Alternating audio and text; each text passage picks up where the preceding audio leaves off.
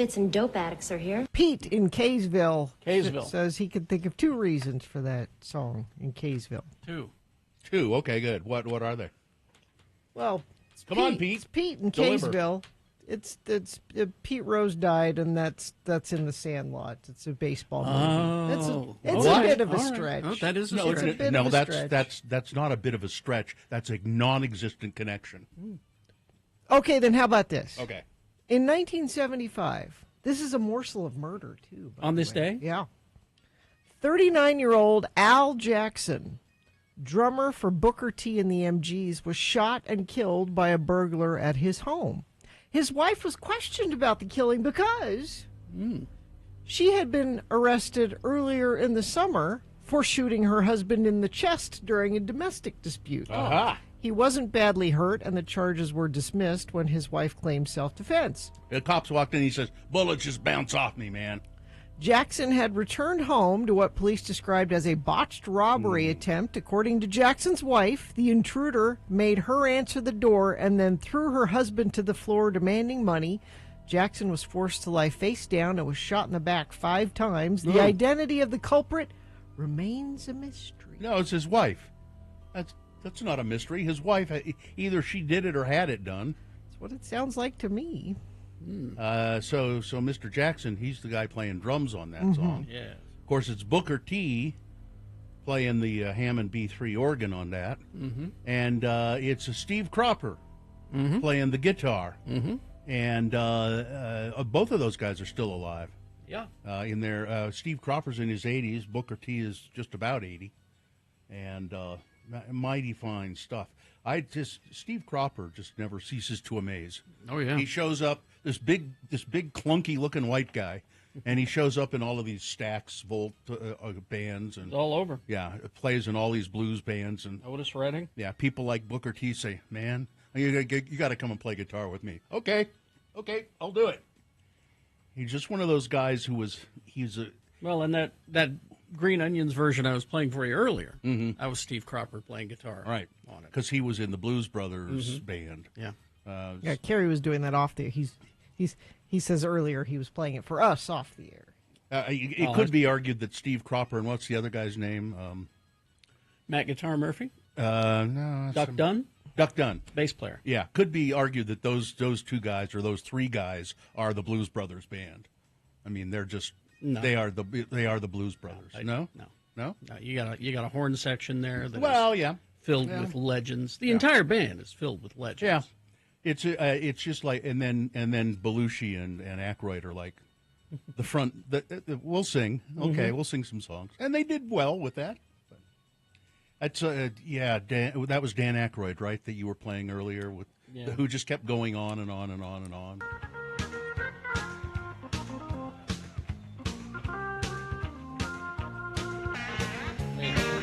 Steve Cropper.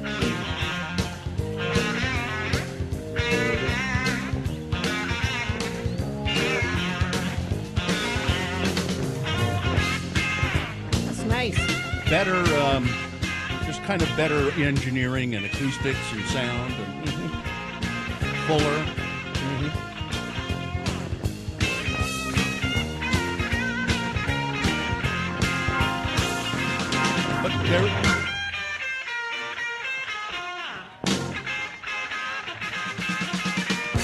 But there is something nice about the rinky-dink quality. You know, just the kind of spare quality of the original.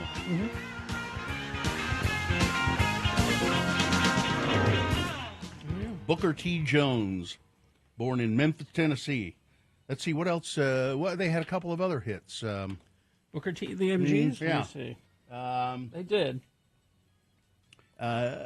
When you play them, you'll know them. You'll go, oh, that was in another movie I remember. Oh, yeah. See, I can hear the Blues Brothers doing this one, too, right? Yep. Nice.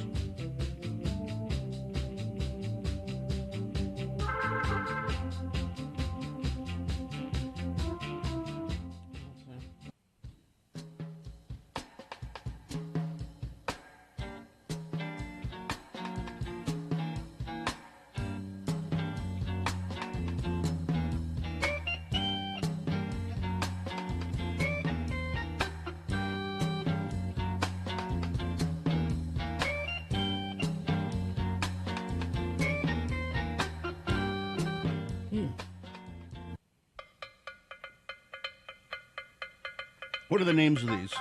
That was Soul Dressing, and this is Soul Limbo. Oh, yeah. I could limbo to this. I mean, I couldn't. Gina, but no, you couldn't. Somebody could limbo to this. Not me.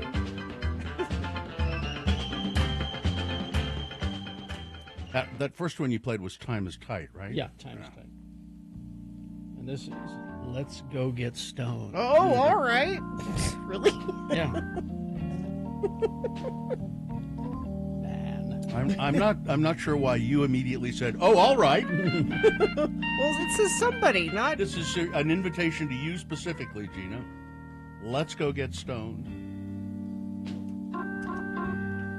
Man. I'm stoned. That's why I'm playing so slow. Yeah. Exactly.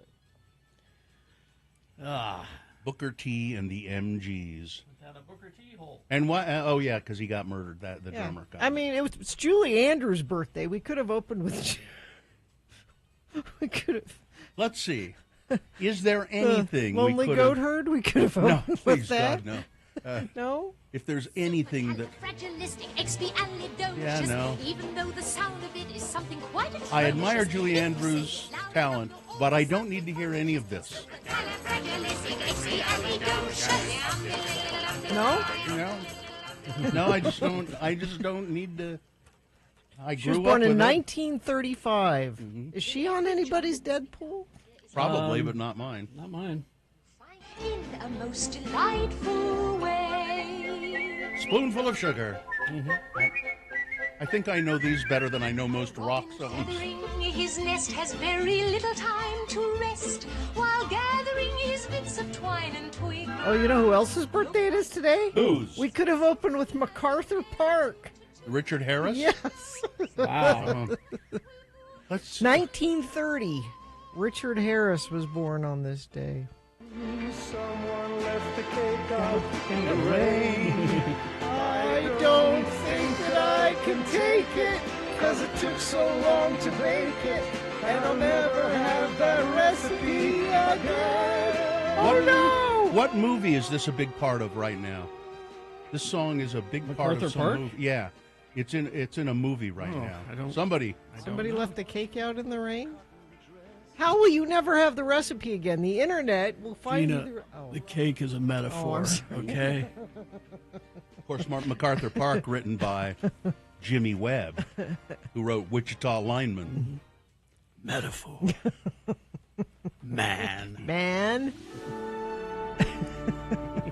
This has been Farting Around with Carrie, Bill, and Gina on X96, Radio from Hell. Katie says Macy says Beetlejuice. Oh, yeah, it's Beetlejuice. It's, It's part a of- Beetlejuice movie? It's a big part of Beetlejuice. Instead of the Calypso song, they do. Oh, they do MacArthur They do Park. MacArthur Park somehow. Yeah. All right, let's take a break, shall we? All right. And then we'll come back with your check-ins, 877-602-9696. That's the number to call. Check in with us. We like to hear from you in the morning, so why don't you do that? 877-602-9696, or you can text us at 33986 if you've a mind to. Zero Res. You know, Zero Res, I've had them at my house now. They did the vents at my house. They cleaned out all the furnace vents. They get this big truck they bring, and then they have these huge hoses, suction hoses, and they clean your furnace vents. And then they'll even put a disinfectant in there if you want, a kind of a cleansing. And right now, you can get 20% off your air duct cleaning with Zero Res. Of course, they're famous for carpet cleaning. Right now, you can get your entire home Zero Resified from the ultimate carpet cleaner, Zero Res. Get 3 rooms of carpet cleaned, starting at just $109. Don't forget about cleaning your dryer vent, too. They said to me when they were doing my furnace vents, hey, why don't we just get that dryer vent for you, too? I said, thank you very much. Thank you. Zero Res. Schedule your appointment at zerores.com or call them 801-288-9376 and ask for the X96 special. That's 801-288-9376 or zerores.com.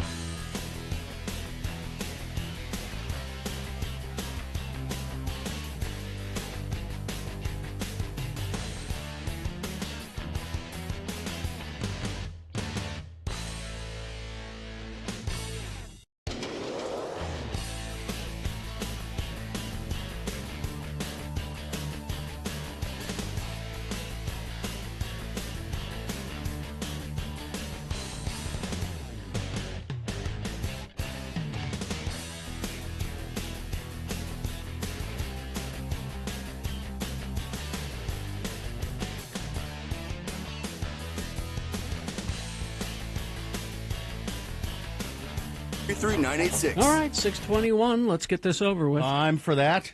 We will officially begin the program, then we'll start with your check-ins. 877-602-9696. That's the number to call if you have a mind to do it. 33986 is a text number. You can text your check-ins as well.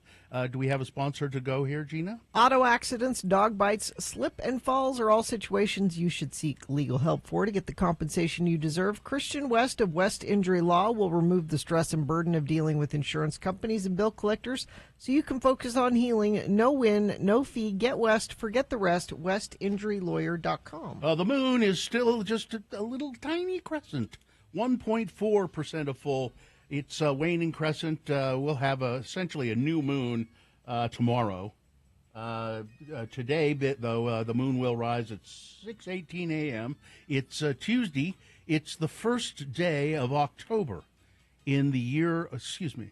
It's the first day of Rocktober. That's better. Or excuse me. It's the first day of Trucktober. it's one of those. 2024, and it is ADHD Awareness Month.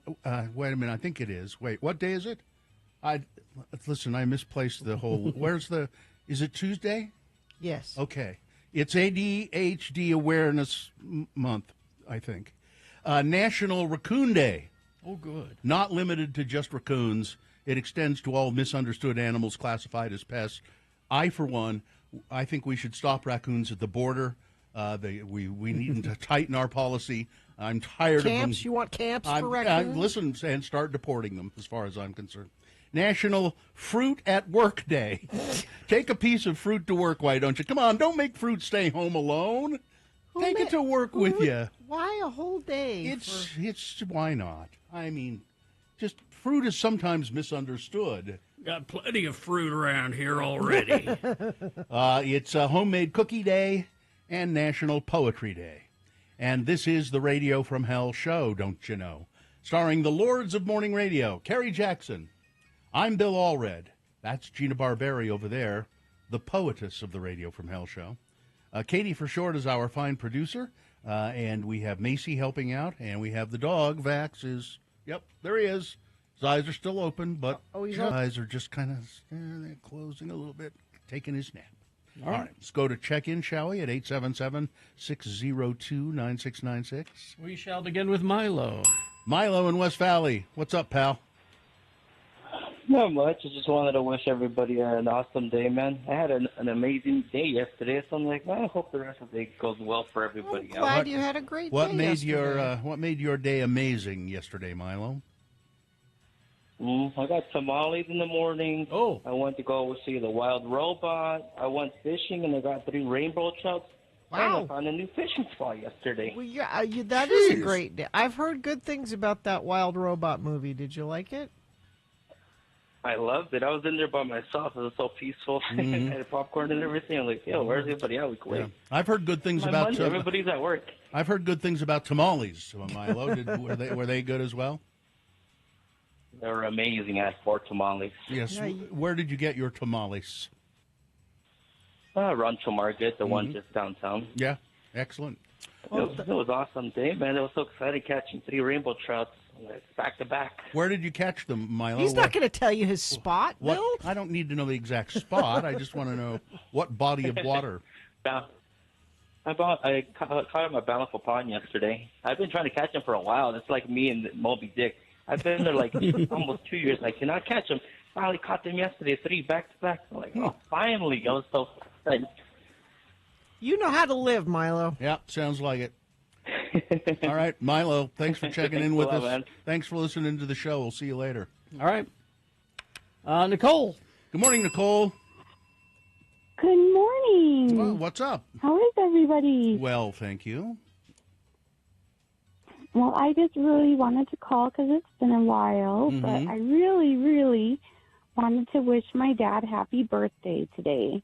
Now, you know that your father is listening right now. I do. He listens to this show, I understand, every single morning from the beginning of the show completely through to the end. Well, if he has to teach yoga, I don't know if he listens till the end, but he listens every single beginning. I of would the think we show. would be a fine accompaniment to a yoga class. What's your father's name, Nicole? Ned. Ned? Yeah. Happy birthday, Ned. Is it short? Is Ned short Oh. for anything? You know, like Nedrick? No. No. But he wanted, I don't think it's true, but he said, I wanted to name you Nedra. Oh, so you would have been Nedra instead of Nicole. But Yeah. Mrs. Ned would not have it. I like Nicole better than Nedra. Yeah. Yeah, Nedra's a school bus driver's name. Yeah. That's true, because Yeah. it was Nedra was Yeah. my school bus driver Oh. when I was a kid. Yeah. For Yeah. sure. Or it could be a lunch lady with a hairnet. Nedra. I was going to say a lunch lady. All right. All right, Thanks, Nicole. Well, thanks for checking in, and Yay. happy birthday, Ned. Thank you. Bye-bye. Okay. All right. Let's see. Wasatch Back John checking in. Joseph in Layton checking in. Shout out to my father-in-law for retiring today. Oh, nice. Mixer driver Shane from Orem. Gina, is Muhammad ready for the duck hunt this Saturday? Oh, I haven't asked him. I don't know. Is he going to the duck He hunt? might. I don't know. He does all kinds of stuff. I don't know. He robbed a gas station just the Yeah, other day. but he didn't tell me before he went. No. Adam here. Damn fine way to start the show. Candace, the reluctant farmer, checking in. Last cutting of alfalfa is off the field. Can it be cold now? No, it's not going to be. Unfortunately, It's not. It's pleasant in the morning, Yeah. but it's still. That's gonna just be not the warm. way things work anymore. Yeah. Candace, sorry. Derek from Lehigh checking in. Mike in Nashville. Somebody says we should deport all of the raccoons back to Racoonia, where they belong.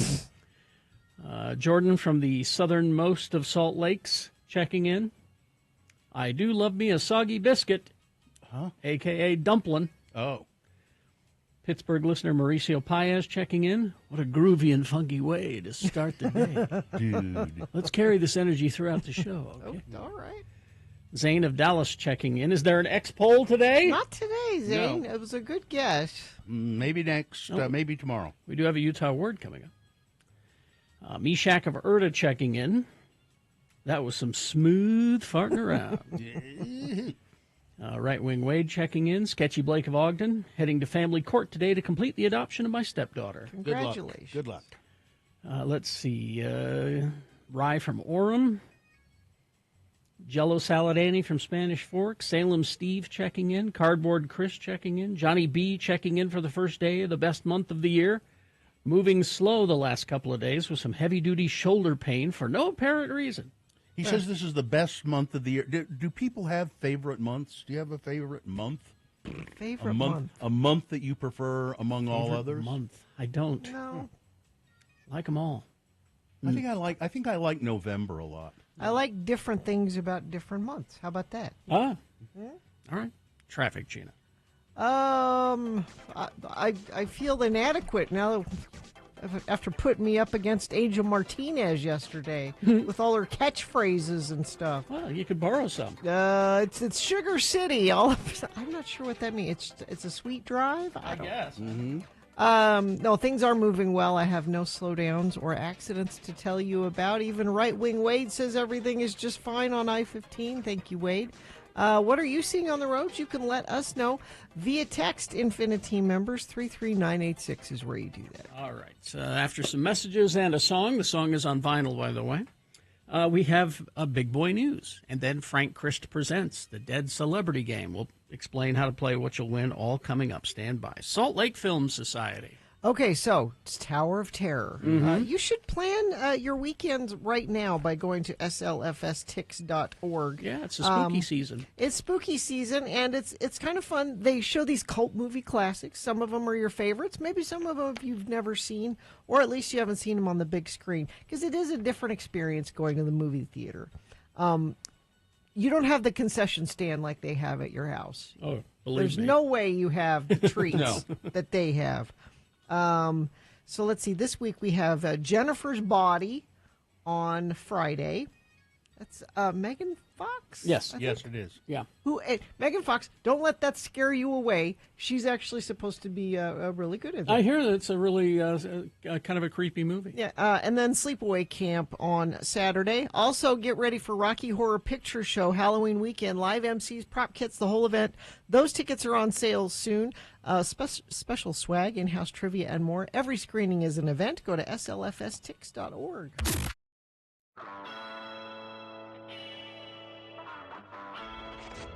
And now, a morsel of murder with Gina Barberi. Radio from Hell on X96. I stumbled across this story, and I knew you would love it, Gina. Well, I've never heard of the Mad Butcher of Kingsbury Run, Whoa. the Cleveland Torso Murderer. Mm. This is historic murder. An unidentified, never caught, never identified, no idea who he is, serial killer who was active in Cleveland, Ohio back in the 30s. Yeah, between 35 and 38, 1935 and 1938.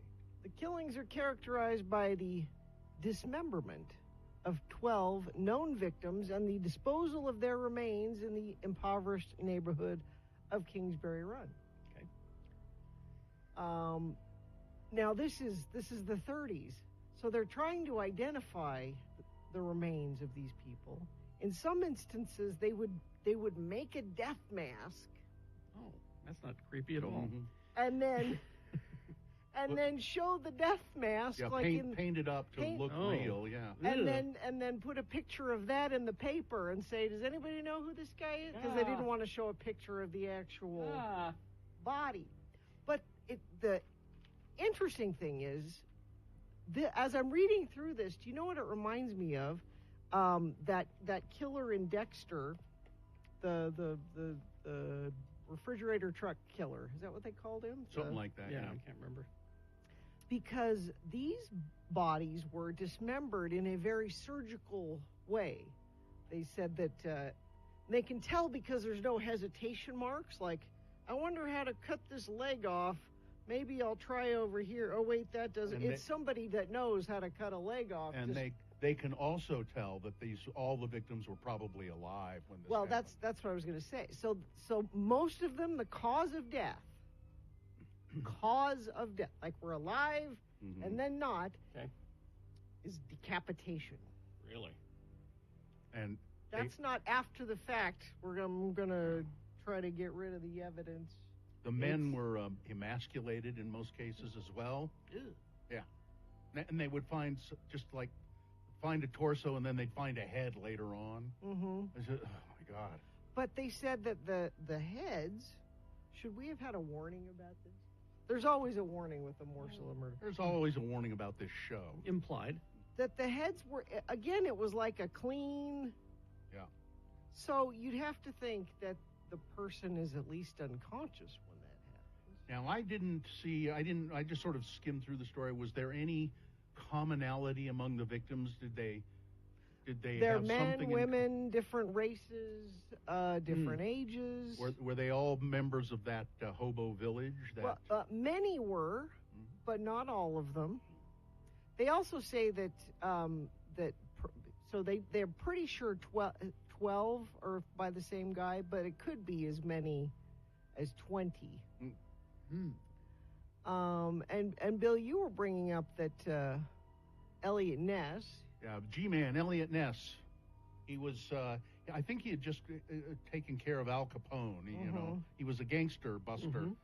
He was sent to Cleveland for another reason, but he finally got in on this case and had absolutely no effect at all. No. Except he burned down a whole section of the hobo village. So he's good at He's good at breaking things down, but not so much detective work. Yeah. But this is interesting. At one point in time, the killer was taunting Ness by placing the remains of 2 victims in full view of his office at City Hall. Why hasn't this movie been made? I know. Probably because there's no conclusion. I don't have my ending. You just make one up. You could speculate. Yeah. Now they arrested somebody, And it's very suspicious. This is why it would be a good movie. So they arrested this guy who was kind of an idiot, but had some details about the murders. And nobody thinks this guy actually did it. They think that the sheriff fed this guy false false confession. confession. Wouldn't be the first time that happened. And then Jeffrey Epstein him in prison. He hung himself, but they said the autopsy on the guy, he had a bunch of broken ribs and like they, like you do when you hang yourself. Yeah. Apparently they. Now, why would the sheriff do that? Because he just wanted to say, all right, public, I caught the guy. Yeah. Everything's fine. Apparently the severity of the murders got worse. Heart ripped out, and they got more vicious. If you could get more vicious than decapitation, but it got worse. Authorities interrogated over 9,000 people during the investigation. It was the biggest police investigation in Cleveland history. And because they investigated all these other people, they actually managed to solve some other crimes because they had thrown such manpower at this. There is a book about it. I just noticed this. In the Wake of the Butcher and Though Murder Has No Tongue are the names of these two books. Oh, they're written by the same guy, Dr. James Badal. Maybe he did it. Yeah, he knows too much. Then there's a book by Mark Wade Stone called The 14th Victim, Elliot Ness and the Torso Murders. So those are. So if you want to read up on more detail on this, if you're, I mean, I really don't like things like this at all. But I understand why people sort of get mystery. Fascinated with it. It's especially these that are unsolved. It's trying to figure it out. And as John points out, a delightful topic for 7 in the morning. Oh, I'm sorry. So it's if you want to know more, it's the Kingsbury Run Murders or the Torso Murders. That's more than a morsel. I told you, but we had that was a 3-course meal of murder. Was. We had Bear Week. Help you out a little. I like the illustrations. Oh. It is the season. It's October. Sure. Be sure to put that in the podcast description that we have a morsel of murder, because the word murder and podcast. Oh yeah. Numbers will just shoot right through the roof. And Gina, stop apologizing. Commit to the bit. What do you? Commit to the murder. You did it. Commit Murder to the bit. Okay. You're killing it. All right. All right. Traffic, Gina, please. Cuts me to the quick. Jeez.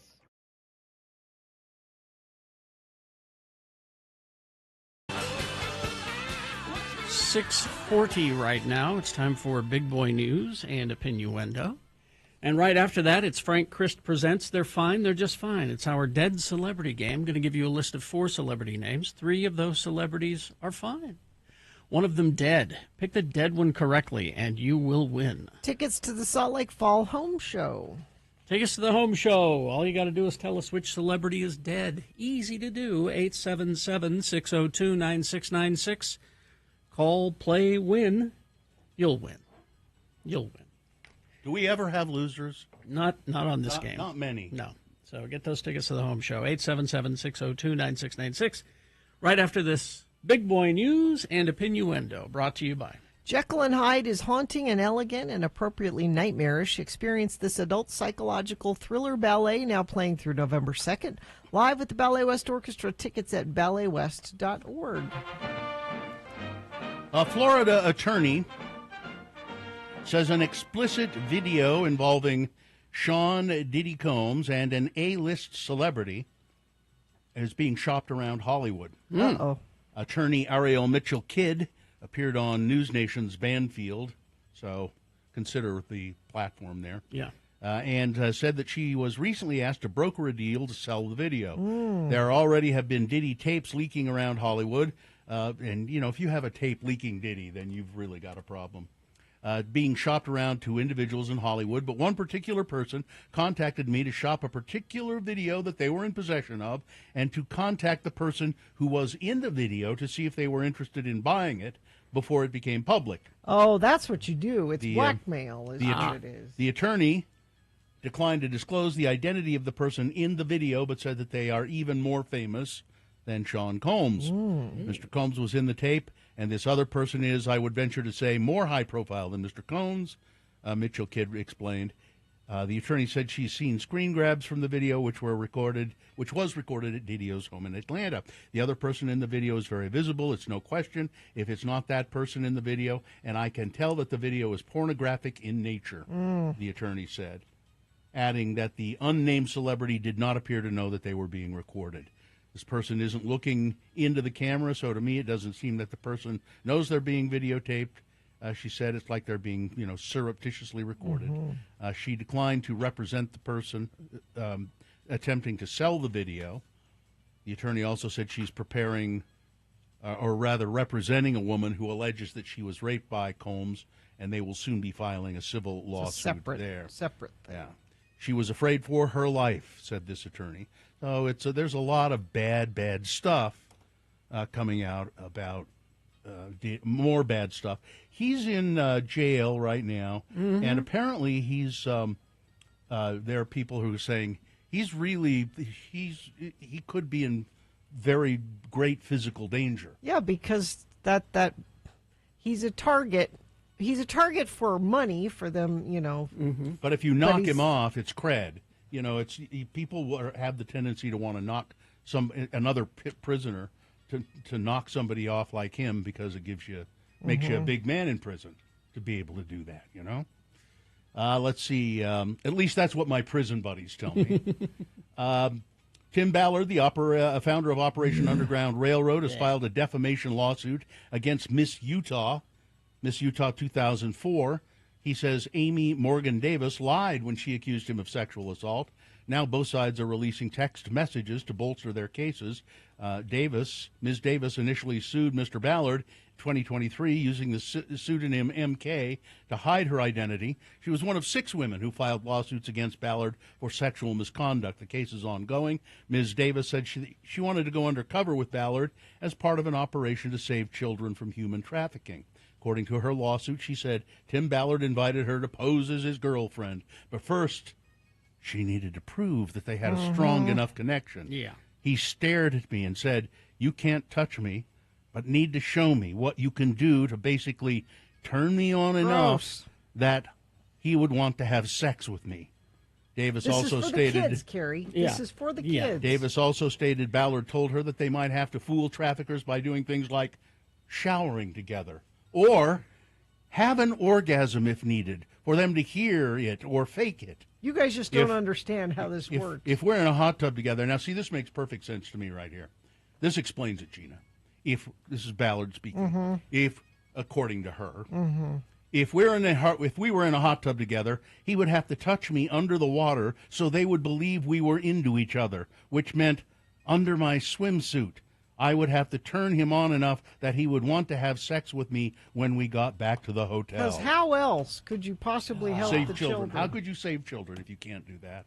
Ballard has denied the allegations but referred to the undercover technique as the couple's ruse. And that goes on and on.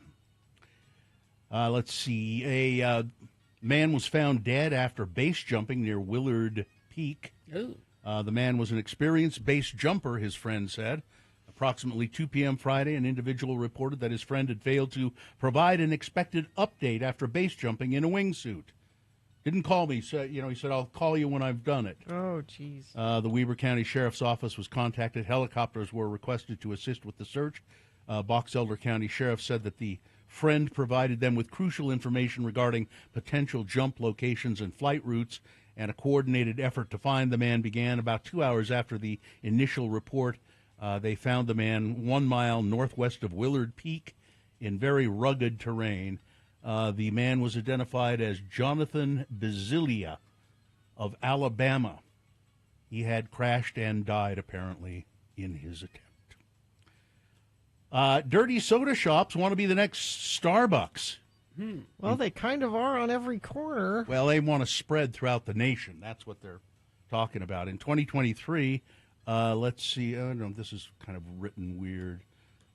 Anyway, they're trying to open up locations in Los Angeles now. Oh, this is because the Real Housewives of Salt Lake City have been, really into the dirty sodas. Dirty soda is, of course, a non-alcoholic drink combined with creams, flavored syrups, or fruit. The beverages are ingrained into the Mormon culture in the Mountain West, where the faith prohibits consuming coffee and alcohol, but thanks to social media, Mormon mommy influencers, and a new reality TV show based in Utah, that being The Real Housewives, and probably the Mormon Housewives. It's more so that because they really lean into the dirty soda. But I think The Real Housewives has as well. The sugary drinks are becoming more and more mainstream, and the stores popularizing them have the outsized expansion ambitions to match. They think that they can, and they may be right. Sure. They may be right. They may be the next big thing in the rest of the country. Well, it was pretty weird yesterday. 2 cell phones in my house worked just fine. The other 2 did not work fine. Are you on Verizon? We're all on Verizon.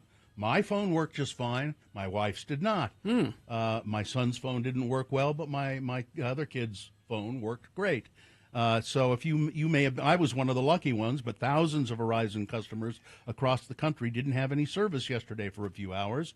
Monday morning, people woke up to a new week, and for some reason, for some Verizon customers, there was a non-working phone. I thought maybe I didn't pay my bill because it said SOS, and it turns out it was just a nationwide outage. So I've probably been here. I've been here all day, said Chantel Rodriguez, a Verizon customer, trying to get her phone fixed when there was nothing that could be done. It's around 10 a.m. Monday morning. Verizon posted on Twitter saying their engineers were engaged in quickly working to solve the issue.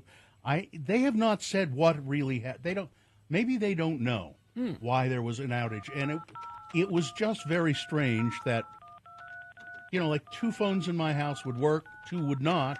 We're all on the same network. So, it's going to be a vice presidential debate tonight.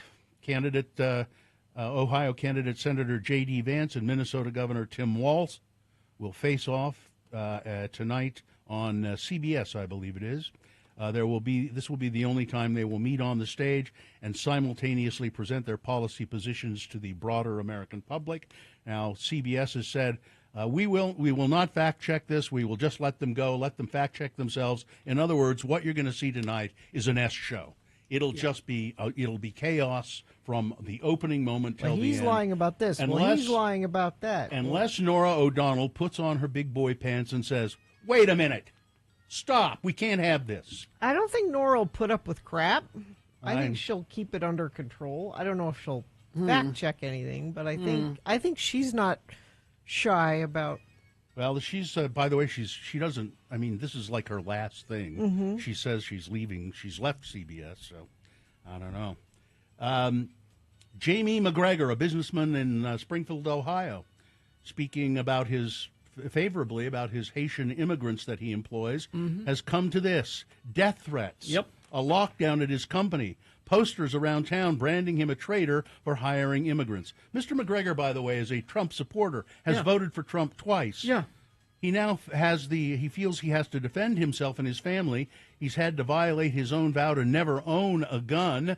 I've struggled with the fact that now we're going to have to have firearms in our house. Like, what the hell is this? Said Mr. McGregor, who runs McGregor Metal, which makes parts for cars, trucks, and tractors. And now we're taking classes, shooting ranges. We're being fitted for handguns. I bought a Glock for my 14-year-old daughter. Oh, geez. A fifth-generation Springfield resident whose family supports the arts and charities in the small city between Columbus and Dayton. Mr. McGregor prides himself for having among his employees people who were hired by his grandfather when he was a toddler. He also has a lot of Haitian immigrants working for him, and he had the gall to say, they do a great job. Yeah. They showed up on time. They helped my business survive, and they've done a great job, and now he's vilified, and he feels he has to have a gun to protect himself. This is J.D. Vance's fault. More than Donald Trump's fault. More than half of all U.S. states have legalized cannabis, be it for really? medical purposes, recreational use, or both. And people consume cannabis now more regularly than they do alcohol in the United States, which is, I think, amazing.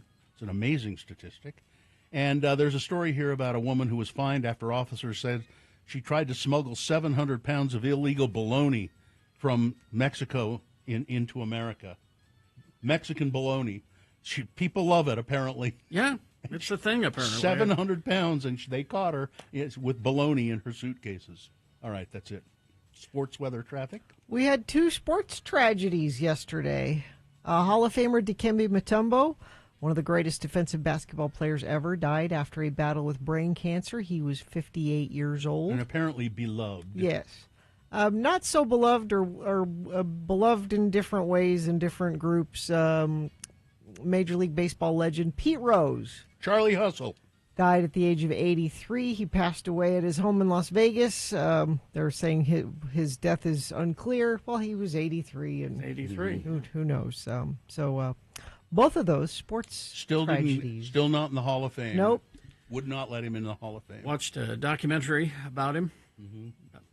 It was made about 2 years ago, I think. Yeah. It was to vilify him, to make you feel bad that he was not in the Hall of Fame. Didn't work on me. He was a jerk. He was kind of a jerk. Yeah. He was a great player. Yeah, good player. But he was kind of a jerk. A jerk. Yeah. Let's see. Weather does not feel like fall. It just doesn't. 80 for a high today, 83 tomorrow. We could be close to 90 again by Friday. This is wrong for October. It's just wrong. I don't see a change. I'm looking all the way into the first part of next week. We stay in the mid to upper 80s, it looks like. Traffic, let's see if anything's going on. Nope, still looks great. No accidents or slowdowns even to report. Let me see if you've reported any. Nope, you haven't reported any either, but you certainly can. If you see something, let us know what's happening out there on the roads. 33986. Alternative Rock Gem and Mineral Show with over 40 vendors at the Spanish Fork Fairground, October 4th through the 6th. Free admission. For more information, go to alternativerockshow.com. Well, here he is, old Rattly Click himself. Frank Christ has joined Rattly Click. I can always tell when you're here because there's that faint clicking of the bones. I don't have any cartilage. No, I know. It's just bone on bone, isn't Now, it? Yeah. Frank, I'm curious. Yes? Do you take sports celebrities? When they die, do you get their souls? Not unless they've been in a major motion picture or television show. Oh, I see. okay. Or a Broadway play. And then there's a possibility you might do that. Otherwise, I turn it over to Shoeless Joe Christ. Shoeless Joe Chris takes the most Yes, of the sports He celebrities. does. He has a larger sidecar than I do. Frank Christ is the reaper of celebrity souls, mostly actors, stage and film performers. And it's terrible for Frank to have to do this because he loves these I celebrities. love our precious celebrities. And why do you love them so much? Everything they say and do is right, and we all want to be just like them. Absolutely. Frank joins us to play a game we call Frank Christ Presents. They're fine. They're just fine. He's given me a list of 4 actors, and on this list, 3 of them are, in fact. They're just fine. And that makes Frank happy. Yes. But one of them Frank has had to take to the distribution center after they passed, and it's a contestant's job to figure out who the dead celebrity is. Who do we have? Looks like Tasha. Tasha, how are you? Hi. I'm fine. I'm just fine. Yes, you are, Tasha. Very good. Tasha, are you having a good day today if you're fine, just fine? Yeah. Yeah, good. Listen, Tasha, if you can identify the dead celebrity on this list, you will win what, Gina?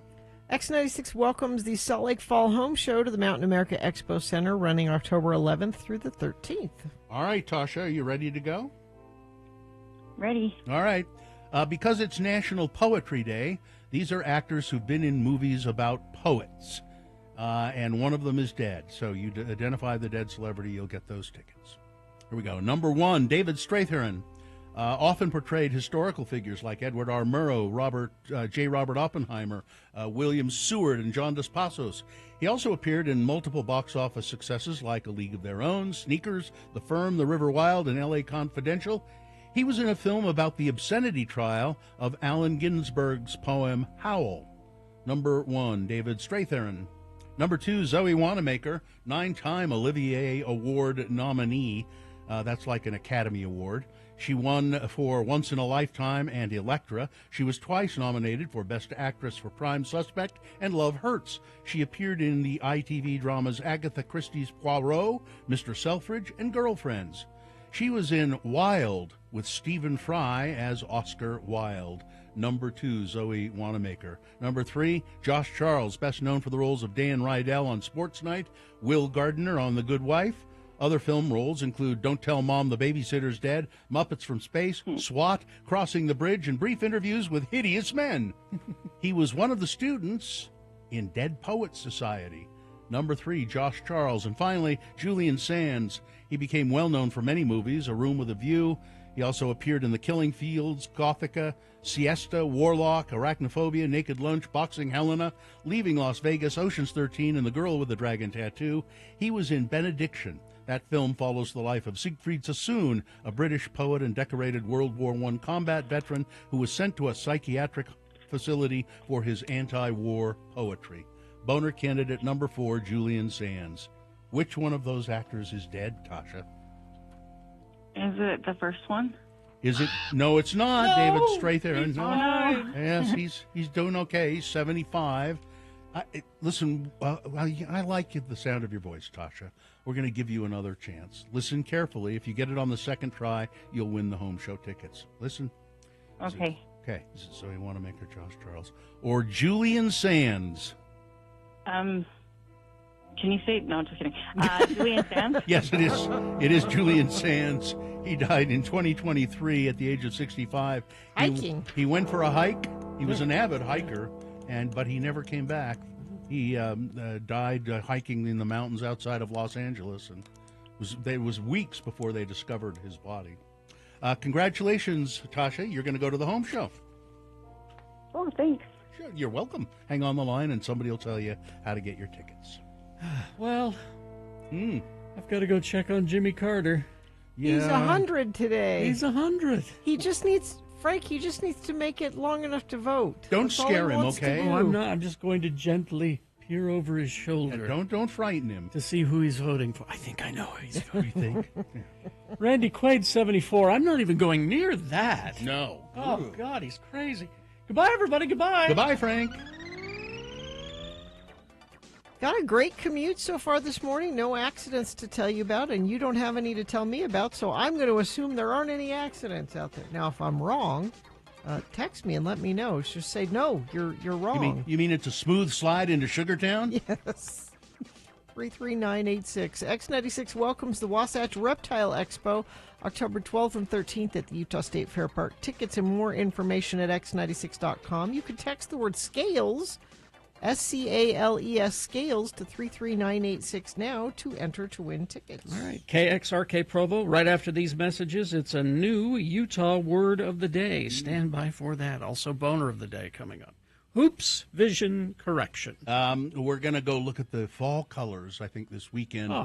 Drive around on the Alpine Loop, and I won't have to worry about glasses or contact lenses. I just can see clearly because I've been to Hoops Vision. It was interesting because right after I got my procedure done, I stood in my front yard and looked up at the mountain, and I saw trees. I'd never seen trees on the mountain before. Blobs. It was just kind of a blur, you know. Yeah, I know, it's weird, isn't it? Yeah. Whether you're nearsighted or farsighted, or you have astigmatism, Hoops Advanced LASIK procedure can help you achieve better vision today. Carrie's done it, I've done it, family members. There's nothing to it, really. It's a simple procedure in a lot of ways. It's not painful, goes quick, and you get rid of your glasses, your contact lenses, and it's terrific. Call 1-877-30-LASIK to make your appointment. It's a no-obligation appointment. They won't pressure you. Or you can make your appointment online if you like. It's hoopsvision.com. Hey.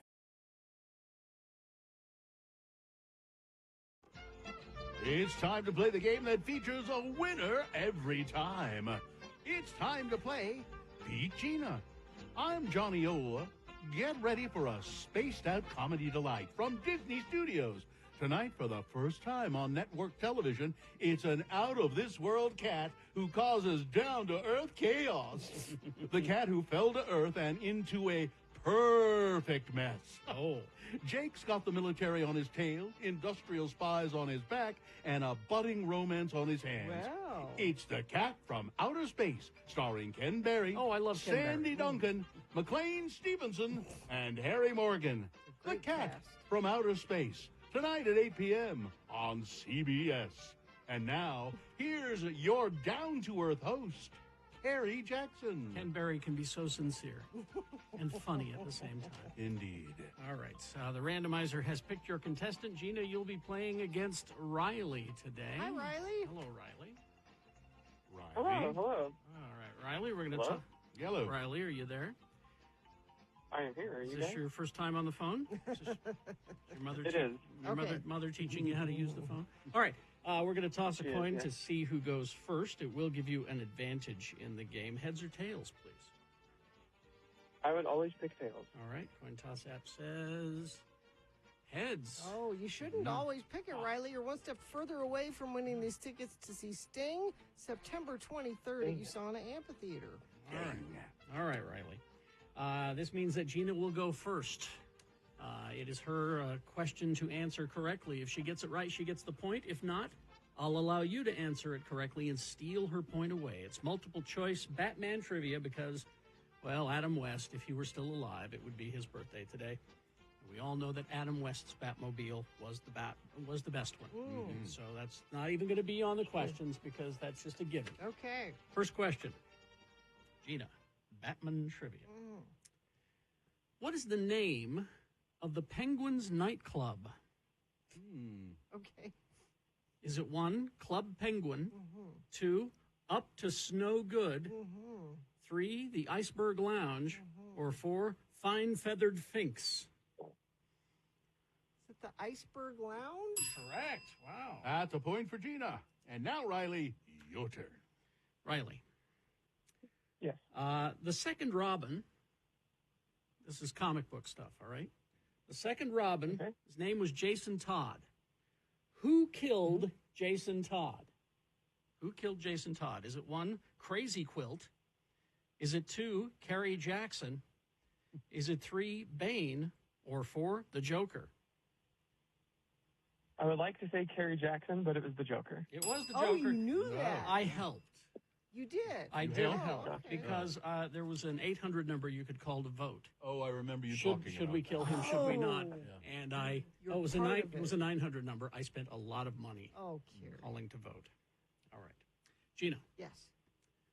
back to comics now. Okay. What color was the original Batmobile? What color was Okay. the original Batmobile? These are all real colors. Is it 1, Stanky Bean? Is it 2, red? Is it 3, Clardic Fug? Or 4, blue? Blue?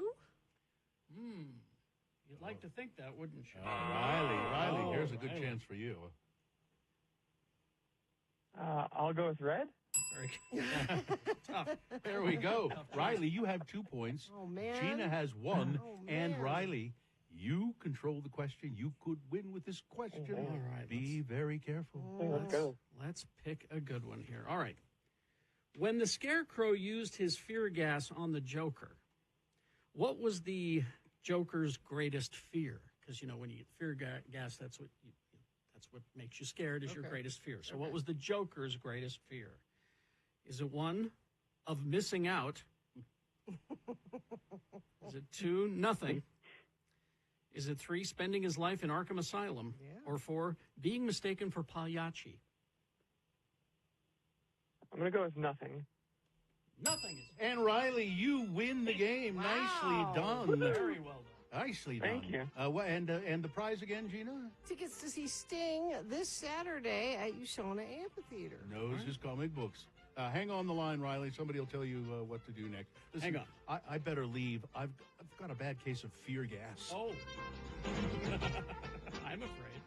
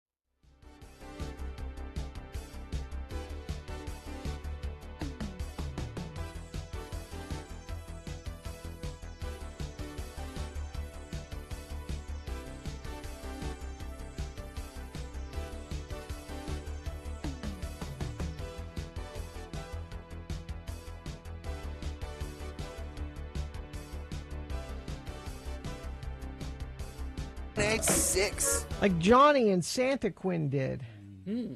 Santa Quinn. Santa Quinn. Santa Quinn. Q-U-I-N, yeah. Santa. Just one N, yeah. Yes, right. Santa and then Q-U-I-N. I mean, there's two N's in the word, but not together. Well, thanks for confusing. It was perfectly clear, and then you made it confusing. All right. Is this a sponsored feature? Yes, do you live or work in a building with an elevator that just doesn't seem to cooperate and loves to inconvenience you on a regular basis? Do your property or building manager a favor. Tell them to call Metro Elevator, Utah's preferred vertical transportation experts, 801-946-7003. That's 801-946-7003.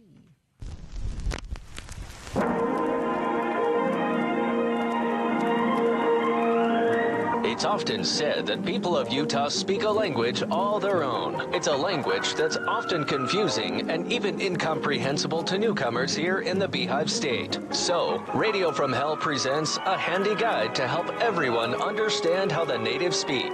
It's the Utah word of the day, and today's word is... Fillin. F-I-L-L-I-N. Fillin.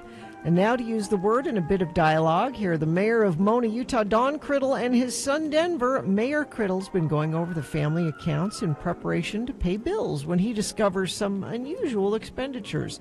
Again, the word is fillin. Denver, son of mine, would you mind joining me here in the kitchen, please? Okay, Daddy. I think we may have a small problem which is about to get out of hand. I need to find out what you have been doing pop-wise. What do you mean, Daddy? Pop-wise? You're my pop. I'm your daddy, Denver. I mean soda pop. Now, we got a couple of $100 here worth of RC Cola and Dr. Pepper and Sprite and Pepsi and Mountain Dew on the family credit card statement. Oh, that. Not to mention all of these different flavors here. We got coconut, guava, whatever the heck that is, and vanilla and mango. Well, see, Daddy, I had this idea, and Mom said it would be okay. And passion fruit? We're not going to have none of that in this house, young man. Passion fruit? I mean, but what do you mean your mother said it would be okay? I'm sure if she knew you was buying something called passion whatever, she wouldn't have said okay.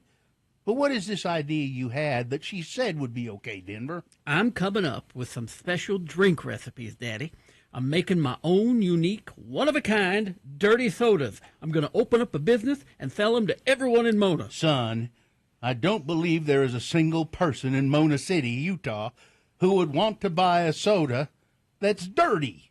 Combining the word dirty with food and or drink is just not appetizing to folks, boy. Well, I don't know about that, Daddy. Them ladies on the Real Housewives of Salt Lake sure seem to go for 'em. They carry around these big old mugs, and whenever they empty, them lady wives is filling 'em right up again. They're filling 'em up with their favorite dirty soda drinks. They're filling 'em up again and again. I got a feeling that folks right here in Mona would want 'em too. Listen, boy. Them dirty housewives aren't like folks here in our town. Oh, the housewives aren't dirty, Daddy. The sodas are. I already got all the stuff I need to make Denver Criddle's dirty soda. Just let me give it a try. Can I, Daddy, please? Okay. All right, just as an experiment. Now, I hate to see you fail, but you go ahead. You go ahead, son. Now, I don't want the Criddle name, though, associated with it. So you got to call it something different than Denver Criddle's dirty sodas. I had a feeling you might say that, so I come up with a couple of names. I'm thinking I'll put it atop of the sign as drank by the Real Housewives of Mona, Utah, and then Swigalicious or Sodaholics. I got a feeling this could be a real good thing. Join us again some other time as we examine how the Utah natives speak with the Utah Word of the Day. I've already heard from the lawyers from the dirty soda people. And, already? And I'm prepared to meet them in court. I am prepared to meet them in court. Denver, do you have the good ice, though? That's the most important. What's the good ice? What's the pebble ice? Pebble ice. I don't want no rocks in my soda. Oh, it's then people will say it's dirty. No, Denver, the pebble ice is just the shape of the ice. The shape of the ice. Even I know that. It's ice shaped. No, it's pebble shaped. It's pebble-shaped ice. I don't know. It's already getting over my head. Maybe I better not open up a soda shop. Sodaholics. Open up Sodaholics. Sodaholics. Swigalicious. He's a creative boy, isn't he? Yep. Denver comes up with the good names. You're just not too bright, are you? No. Yeah, it's hey, you know, more power to them. Sure. If you love them, you love them, and if you own the business, good luck. It's too much for me. I tried it once, as I've said on the air. I thought I got to try this, and I like my, and I have for a long time, my straight ahead Diet Coke with vanilla. Mm-hmm. No cream, no, just those two things together. Well, that doesn't make it a dirty soda, does it? I mean, I think if it's just the one thing, no. Yeah, no, it's got to have. It's got to have like more than one. And I think it has to have some sort of like a little cream of some sort in it I don't to know. make it dirty. I mean, when I go to the movies, I'll have, a flavored. Because they have the. Well, that's a suicide. Dr. Pepper. Isn't that just a suicide? Well, when you mix all the they flavors? have like the strawberry Coke or the strawberry Dr. Pepper or whatever it is, cherry this or whatever. But yeah, I mean, I'll do that. But so it comes from dirty martinis. Yeah, that's where you put olive juice. Olive juice. You have your olives in but then you'll put a little olive juice in there, which. I did that for a while, drinking martinis, and then I thought, no, wait a minute. This is just ruining the taste of the martini. If they really want them to be dirty sodas, then there should just be a little bit of olive juice in all of them. There you That's go. what they should put in them. But I see people load up their already sugary sodas with other sugars and then buy a sugar cookie. Well, and I'm like, wow, that's the mistake I made because I also bought, I think it was a brownie. Yeah, but it was like too much. It wasn't a brownie. It was a square of frosting. Yeah, is what it was, and I couldn't. Too much. And I didn't know what to order, so I asked them to help me. Well, what do you like? And I said, well, Diet Coke. Okay, we'll start with Diet Coke. What kind of flavor do you? Well, I like coconut. Okay, we'll put some coconut in it. Because you need your signature drink, Bill. If somebody asks you what's your dirty soda, you gotta. It's just like a cocktail. You rattle off the ingredients. Yeah. No, you got to name it. You got to, it's the Dirty Bill or whatever. Well, I thought of doing that in the sketch because I did look at the menus. Yeah. And they all do have names. Yeah. But then I thought, no, this is already boring enough. I'm not gonna do that too. Let's see. Lane restrictions northbound I-15 at the north end of Willard Bay in Box Elder County. Only one left lane open. Traffic is backing up 5 miles into North Ogden. Crash northbound I-15 45th south. It's milepost 301 off to the right shoulder. And we have a crash northbound I-15 milepost 289 Bangor Highway. That's off to the left. Out to Erda, crash southbound SR 36, milepost 60. The right lane is closed. Boy, folks, we were doing so well, and now we're not. Crash northbound Bangor Highway 24th south in Salt Lake. And whatever you're seeing on the roads, 33986 is where you send that in. Excel Automotive Repair, commuter vehicle repair specialists, Asian small domestic vehicles, dealership quality service at independent shop rates, 33rd South, 290 East. To make an appointment, go to excelautomotiverepair.com. All right, I've been taken to task by a texter who says, as Gina mentioned, it's Secret Lives of Mormon Wives that talk about the dirty sodas. Only the Real Housewives drink a lot of Diet Coke. Yeah. I congratulate you, Gina, and this texter on knowing that. Watching those shows so that you know that. Yes. All right, here's the boner candidate she'll be voting for in just a moment. Boner candidate number 1. The lying is so blatant and so constant, but we still need to point it out. Boner candidate number 2.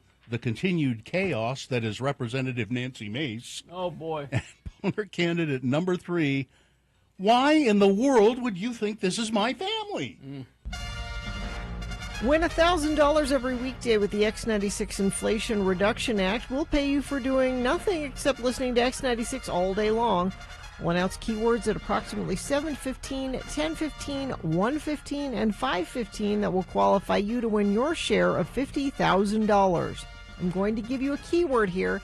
The text line is different than our normal text line, so make sure you put this one in your phone. 508-777-1000. That's 508-777-1000. The keyword is more. More. M-O-R-E, more. Text that to 508-777-1000 now to be entered to win. Thank you.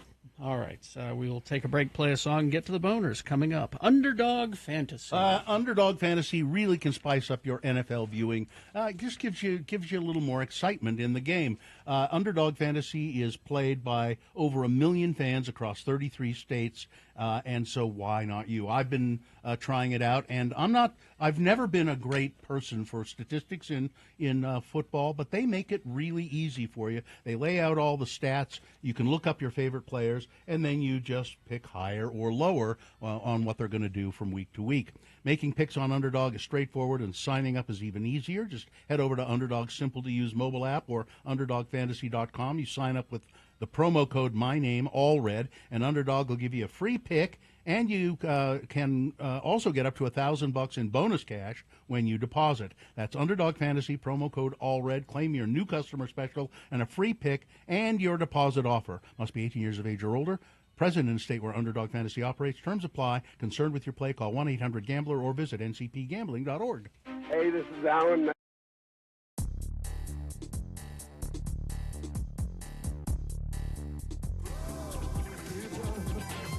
Now listen, if you just drive 2 hours and 15 minutes south, you can be at Gatorland.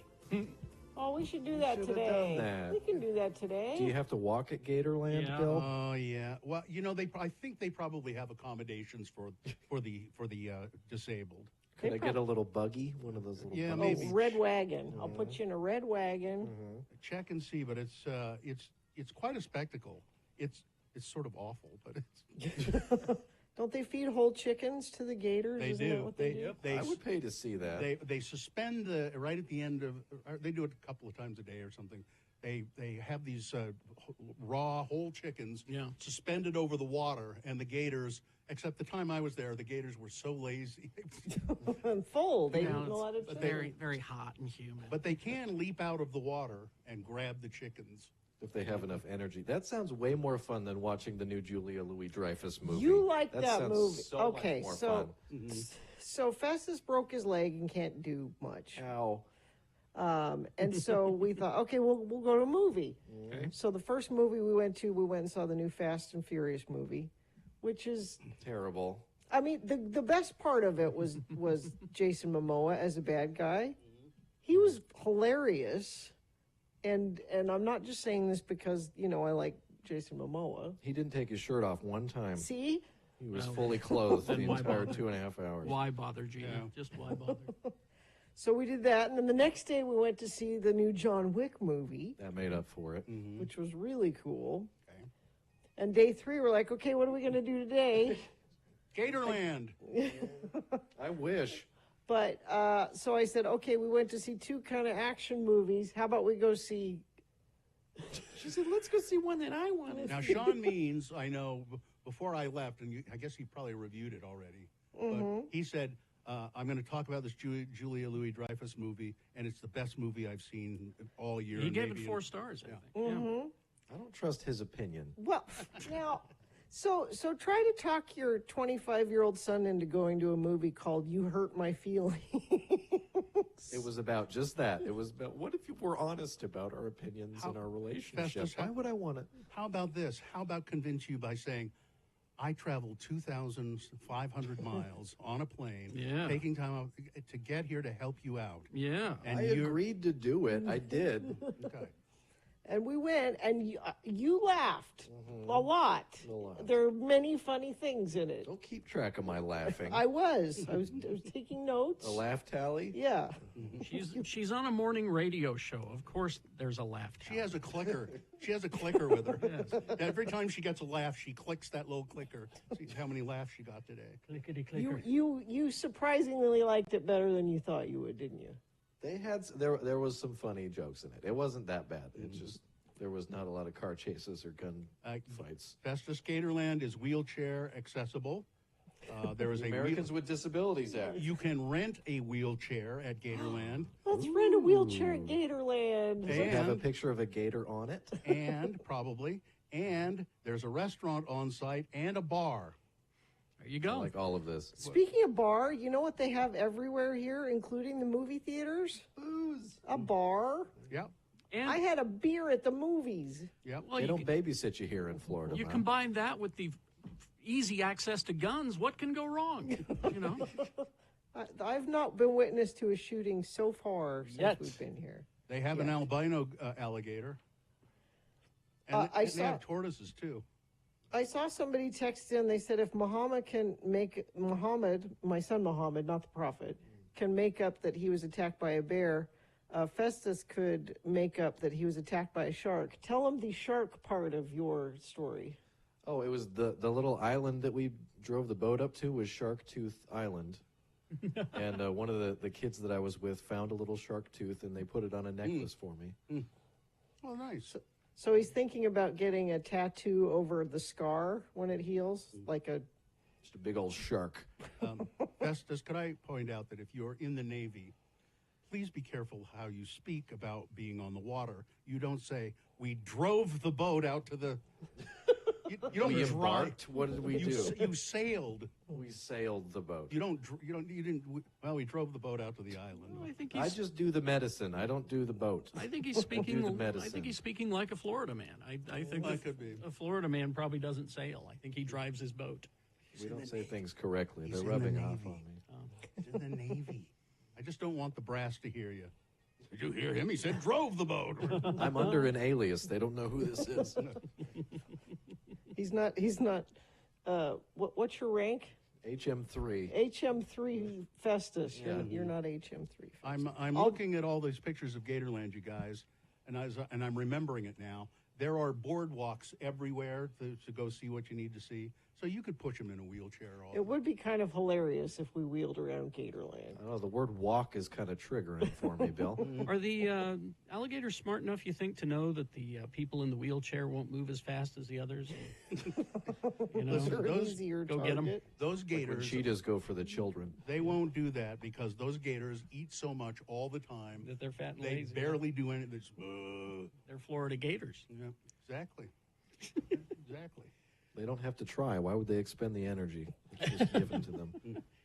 So, And Festus is about to find out in 2 days if he is going up in rank. Mm-hmm. It sounded like you were going to say or down Yeah, in rank. no, up. In, I don't know. You can go up or down. Be promoted. Mm-hmm. to Yeah, what? every March and September we take a test, and then a couple months later you find out if you get promoted or not. So you're what we'll is see. your grade now? E4. And so you just go to E5. Mm-hmm. Yep. And And that that's a means little more bit of a pay bump. Means mainly more money. Mm-hmm. More responsibility, more money. Yep. And he's also going to find out if he's going to be able to transfer to this school, this Navy school in San Diego, which I'm crossing my fingers for. So the next time he injures himself, I'll only have to go to San Diego to help take care of him. You could drive there. Yeah. San Diego is kind of the Florida of Of California. Yeah, it's pretty right wing. It's you know. I can only do so much, guys. I understand. I think you ought to try and get on the submarine service myself. Yeah. Oh, I don't. Absolutely not. I No. No, want to be on a submarine.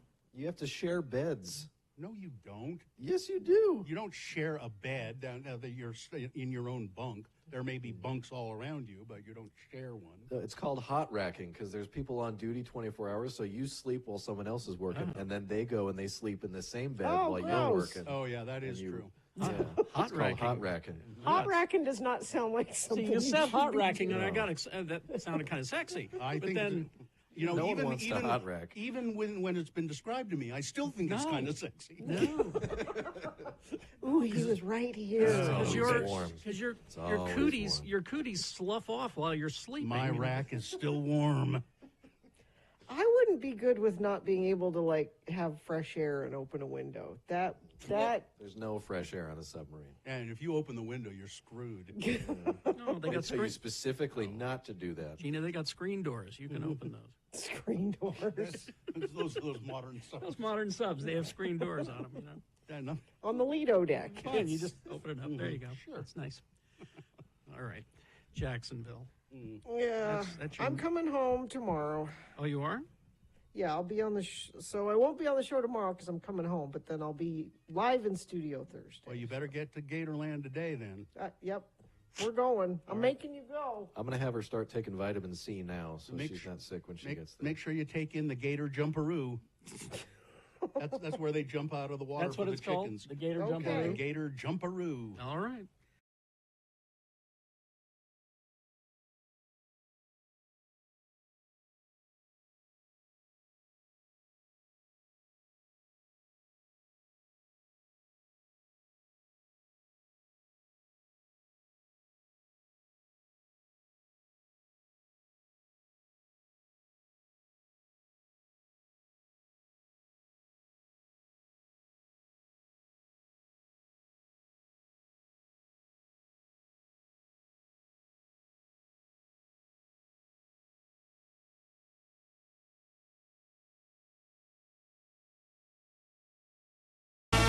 Because on this day, In the year 2000, Australian rock band Midnight Oil played their hit Beds Are Burning at the closing ceremony of the Summer Olympics in Sydney. I don't think you guys That's were at what- that show, but you were in there. No, we saw the opening.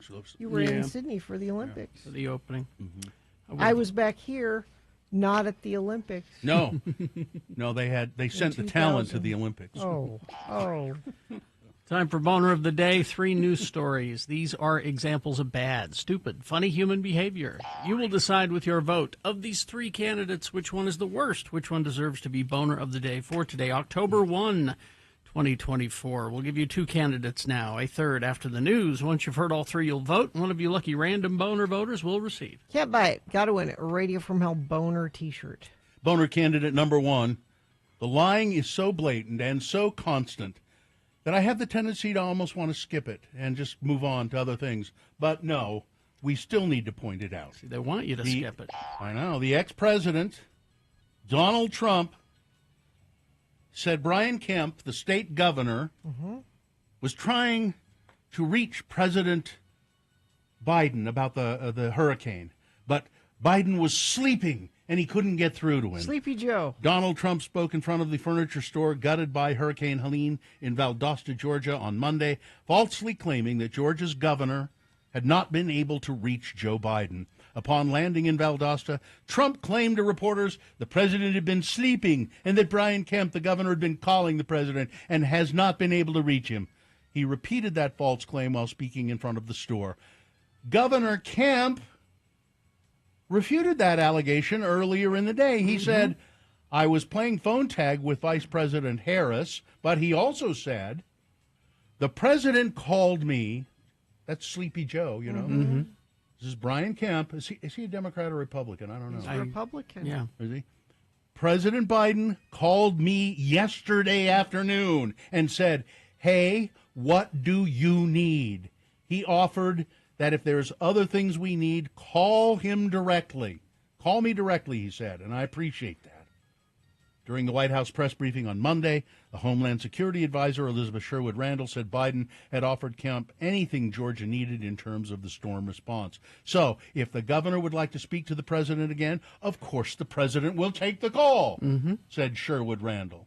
When a Pool reporter on Monday questioned Biden on the former president's comments, on Trump's comments, Biden interjected before the question was finished, look, he's lying. The governor told him he was lying. The governor told him he's lying. I've spoken to the governor, spent time with him, and he told him he's lying. I don't know why he does this. It's just not true, and it's irresponsible. Yep. Boner candidate number 1. It's so blatant and so constant, but we still need to point it out. Number 1. Here's Boner candidate number 2, the continuous chaos that is Representative Nancy Mace. She's a Republican from South Carolina.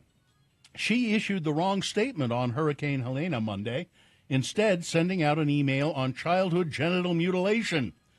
Representative Nancy Mace's statement on Hurricane Helene, read the email sent out by Mace's communications team, only for the body of the email to be completely devoid of any mention of the hurricane at all. The email instead contained a statement about Mace introducing the Childhood Genital Mutilation Prevention Act, which would ban gender transition surgeries and procedures for anybody under the age of 18. Congresswoman Nancy Mace introduces the Childhood Genital Mutilation Prevention Act, and it went on and on and on in a statement purportedly said was going to address the hurricane. The blunder went viral on social media. Mace's office is has one of the highest rates of turnover in all of Congress and is well known for having a toxic work environment. One side effect of this is that hiring competent staff members has become a real challenge, weighed in another social media user. Our hearts are heavy as we pray for those lost in South Carolina because of the hurricane, Nancy Mace wrote, in trying to make up for her stupidity, her incompetence, and her toxic work environment. Boner candidate number 2, the continued chaos that is Representative Nancy Mace. Coming up in a moment, boner candidate number 3. Well, why in the world would you think that this is my family? Boner candidate number 3, coming up after this. Big Boy News and Opinioendo, brought to you by... Waterproof your home with Baseco because water can make its way through your foundation in many different ways. Baseco specializes in a variety of permanent foundation waterproofing solutions tailored to your unique issue. From sump pumps all the way to major repairs, crack settling foundations, each solution backed by guarantee. Schedule a free assessment today at baseco.net. Well, Heidi Klum says, quote, I will continue running around the beach with my boobs hanging out even when I'm 70. It's your prerogative, Heidi. Because she's given birth to 4 children, she said parts of her body may be pudgy, but she is proud of her body and plans to continue to show it off.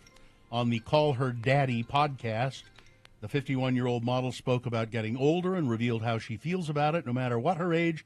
She says, I went topless underneath a completely sheer dress at a party during Paris Fashion Week. And she says, I'm still keen on wearing miniskirts and showing off my body. I get the miniskirt question all the time. So how long are you going to wear the miniskirt? And I've said, I probably will be walking around at 70 in a miniskirt if I feel like it. In a miniskirt if I want to show my legs. You do you, Heidi. I think so. I see my flaws. That's it. That's how life is. She says she loves to do fun things, like running around the beach with her boobs hanging out. Is that fun? Yeah, it's fun for her. Well, it's fun for her. Oh, I guess. No, I don't think it would be fun for those around her necessarily, but it's fun for her.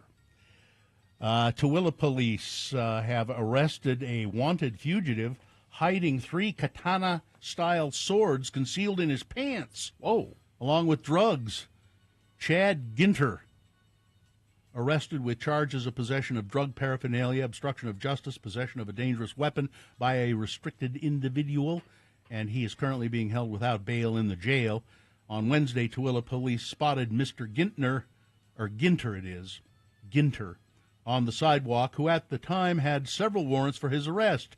When Ginter was arrested, 3 katana-style swords were found to be concealed in his pants, including drug paraphernalia. I don't know how you conceal 3 swords. I think katanas are kind of Katanas short. are the long ones. No, I think aren't they? Well, I don't know, frankly, because I don't know how you're going to hide even a short one or a long one in your pants. The shorter ones are, I can't remember what they're named, but the katanas are the long ones. Let's see, the death toll from catastrophic flooding in the Asheville area, west of western North Carolina, more than tripled on Monday to at least 40. Now have I not seen? Yeah, 133 fatalities now. They're saying, but it's from probably going to be yeah, more because they just haven't found people. Yeah. Nationwide, 133 fatalities from Helene, which has cut a path of death and destruction across the Southwest since making a landfall. They were finding bodies in trees. Really? Bodies under rubble. There was a Black Mountain, North Carolina, people from about 8,400 people from 12 miles. This was 12 miles from Asheville. The town was destroyed, the whole town destroyed. Rain smashed the mountains of Buncombe County, which contains Asheville, washed away communities in floodwater. But Donald Trump said when he touched down in Valdosta, Georgia, nobody expected this kind of a hurricane this time of the year. It's hurricane season. It is. Hurricane season doesn't peak until in November sometime. Yeah. Nobody expected this time. And they were talking about it a week in advance. They were talking about it. It's so extensive. Nobody thought this would be happening, especially now. It's so late in the season for hurricanes. He said, Idiot. No, it's not. No. Israeli forces have been quietly conducting cross-border raids in southern Lebanon, entering Hezbollah's sophisticated underground tunnel network to prepare for a likely ground assault. Well, as a matter of fact, I think I heard this morning a limited ground assault is underway in Lebanon. The raids, first reported in the Wall Street Journal, are part of a broader effort to kneecap Hezbollah ahead of the ground assault teased by Israeli Defense Minister Yoav Gallant on Monday. Things are not going well. There are good reasons to doubt his claim of bipartisanship. That is Ted Cruz's claims of bipartisanship, including the fact that he sounded very much like a culture warrior during a recent campaign stop in an evangelical church housed in a replica of the Alamo on the western fringe of El Paso. Ted Cruz is interested in Ted Cruz. Ted Cruz is, and he's worried. I hope.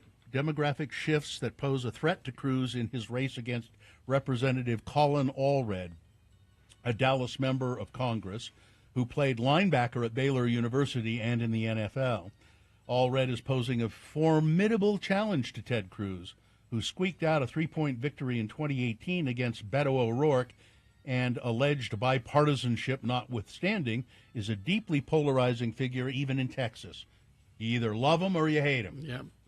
He became the target of ridicule for vacationing in Cancun during a deadly winter storm. Well, it was paralyzed cold. the store, and my daughter wanted to go. Okay, so there's that. Let's see. He's a professional podcaster now. He's not a politician anymore. He's a podcaster. A man in Idaho has broken a record. He's broken several records. David Rush. This time he took a 1,170-foot 5.73-inch walk with a running lawnmower balanced on his chin to break a world record. How would you figure out that is something you could do? You look in the Guinness Book of World Records to see if anybody's done it. No, but how do you find that you can do that? You practice. It's the same way you get to Carnegie Hall, Gina. You practice. All right. You practice. All right, that's it. Weather, traffic. Does not feel like the first day of October, and it won't feel like the first week of October. 80 today. That's the coolest of the next week, it looks like. We get all the way up close to 90 by Friday. No chance of rain. Overnight lows in the 50s. It does cool off in the mornings when we're coming to work. It's kind of cool. So if you're looking for fall weather, get up early because that's when it's around. Mm-hmm. Lane restrictions northbound I-15 north end of Willard Bay in Box Elder County. Only one left lane is open, backing traffic up 5 miles into North Ogden. Crash northbound I-15 milepost 281 in Lehigh. We have another one in Draper northbound I-15 mile Bangor Highway left shoulder. We have one in Murray northbound I-15 45th south. 301 is the milepost there. Right lane affected. And let me check our message stream. Nope, but if you see something, please share it with the class. 33986. The Stateroom presents Making Live Music Memories. Check out Boombox with Simba Sax and Simply Be Thursday, October 3rd at the Commonwealth Room. Get tickets at thestateroompresents.com. Here's boner candidate number 3. Well, why in the world would you think that this is my family? I hope you see if we got the picture at x96.com/live. A Republican congressional candidate posed for a photo with a woman and 3 young girls in an image that might be mistaken for a family holiday card. But the picture, posted on the National Republican Campaign Committee website to promote Derek Anderson's campaign and included a video on his campaign's YouTube account, is not a family photo at all. They are the wife and the children of his close friend. Anderson, a former Army Green Beret running for a seat in Congress in Virginia, also was filmed with the woman and her children in footage that was posted to his YouTube channel. The candidate does not have any children of his own. He is not married. He has separately announced that he's engaged, and he has filmed himself with his fiancée. He lives with his dog, according to his campaign website. The source of the images surfaced in a story from the New York Times entitled "Republican Candidates Looking to Soften Their Image Turn to Their Wives," that outlined how Republican campaigns are relying on their families as the fight for abortion rights and reproductive health care access takes center stage in the 2024 election. The story notes how male anti-abortion Republicans who are struggling to appeal to female voters concerned about their records on reproductive rights are now unleashing their spouses to make the pitch on their behalf. There's another image of Anderson with a young girl who appears in a campaign mailer. He has no family, but he sure would like you to think he does. Mr. Anderson, well, why in the world would you think that this is my family? I just said it was a family. It's not my family. A spokesman for Anderson criticized the New York Times for focusing on the footage, saying that his Democratic opponent, Eugene Vindeman, and every other candidate in America are in similar pictures and videos with supporters of all kinds. They're just supporters of mine. I just arranged it so that they look like my family. Boner candidate number 3. There you go. Let's review the first two and vote. Boner candidate number 1, the lying is so blatant and so constant, but we still need to point it out. Donald Trump standing in front of a devastated furniture store in Valdosta, Georgia. Hurricane Helene has wreaked havoc, and he's saying, well, the governor couldn't get a hold of Sleepy Joe Biden, tried to call him, he couldn't get a hold of him. No, Governor Kemp said, I talked to Joe Biden yesterday. He called me and said, what do you need? Anything you need, I'll make sure you get it. Boner candidate number 2, the continued chaos. That is Representative Nancy Mace. Her office issuing a statement titled Nancy Mace's statement on Hurricane Helena, and then the actual statement was all about female or child genital mutilation. And she can't apparently keep a staff because of toxic workplace. And Boner candidate number 3, why in the world would you think that this is my family? All right. Time to vote for your boner of the day. 1, 2, or 3. Remember your candidate number. The one that you think is the worst, the one that you think should win. 1, 2, or 3. Put that single digit in the message of a text, and then text that to 33986. Or you can call Katie in the producer's booth, 877-602-9696. Give her your live voice vote. Or go online, x96.com. Look for the box that says Boner of the Day, October 1, 2024. Click and vote. If you don't see that box, refresh your browser. It'll appear. Click and vote. All right, you got 4 minutes. Let's go. Get your vote in. It's Boner of the Day. Listen to Radio from Hell. Do you want to, one of those? Do you have a? I do. I have one of these? It's Radio from Hell with another list, because people love a good list. X96. Now, this might be an exclusionary list. Okay. What do you mean? Well, it's sentences that only those who lived through the 80s will understand. Okay. Okay. Number 1, don't forget to rewind that tape before you take it back to the video store. Please be kind. Be kind, rewind. And rewind. Yes. Mom, can I go to the arcade to play Space Invaders? No. Here, I made you a mixtape and I hand wrote all the track listing on it. Well, yeah. I got the phone. You can hang up. Oh, yeah, extensions. That never happens. Extension anymore. lines. That's true. Mom, I got it. You can hang up. You know, go back even further. When I was growing up, we shared a line with other households and You other did? homes. Party Yeah, line. Party line. Thank you. I Oh. couldn't remember the term. We had a party line, and so There was one phone line that was shared between like 4 houses. And so you'd pick it up and you'd listen. Well, Marge, when you're done, I need you weren't supposed to eavesdrop on other people, and But they you could tell. could, probably. Well, no, they could tell you were Oh. there. They could tell you were there. So, anyway, go ahead. Oh, I hope my Walkman batteries last through this whole trip. Yeah. Walkman. Don't forget to set the VCR to record your show. Mm-hmm. Saturday morning, I spent all my time watching He-Man and Thundercats.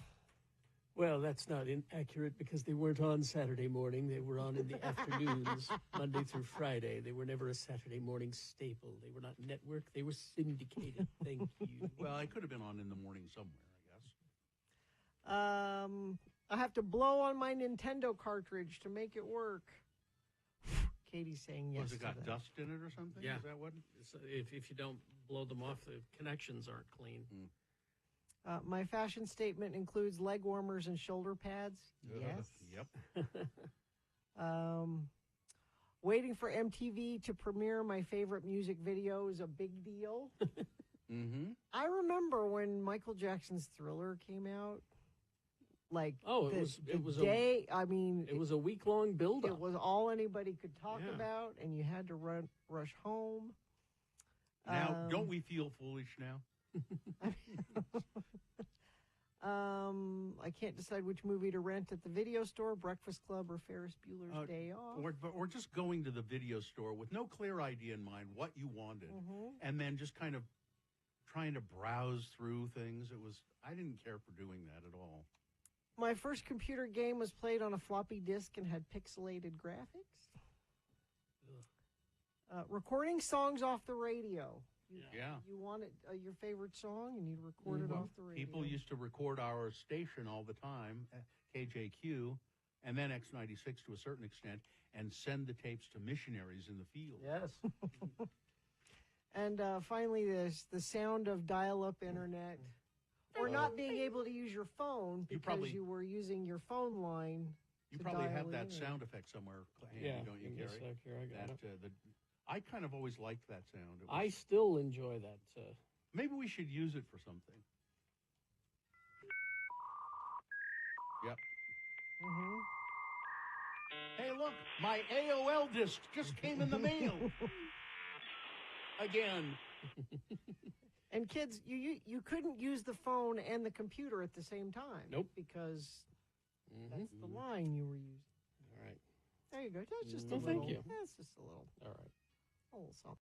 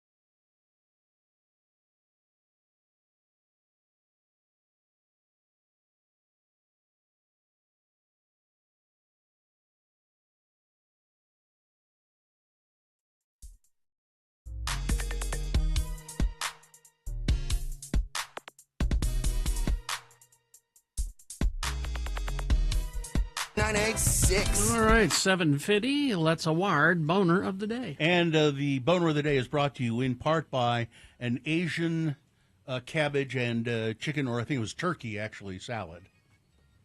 And Excel Automotive Repair, commuter vehicle repair specialist, Asian and small domestic vehicles dealership, quality service at independent shop rates, 33rd South 290 East. Go to excelautomotiverepair.com. Well, it was there was this really strong voting for all the candidates. The Boner candidate number 3, the guy who has what looks like his family posing in pictures with him running for Congress, he came in third, but still got a good solid block of votes. So it was between number 1 and number 2, Trump, and then Mace. But the lying is just going to win. Yeah. 140 votes. We have to point it out, even though it gets sort of boring to do it. And that's what he's counting on. Yeah, He's counting on you getting tired of pointing it out. Yeah. So that's your Boner of the Day for today, October 1, 2024. Now qualified to be Boner of the Week. I have here an email of interest from a friend of the program who went through Hurricane Helene. Oh. Email of interest. Now, if I recall correctly, we actually spoke to this guy on the phone. Oh, he's in North Carolina? Yeah. And then I got an email from him last Friday.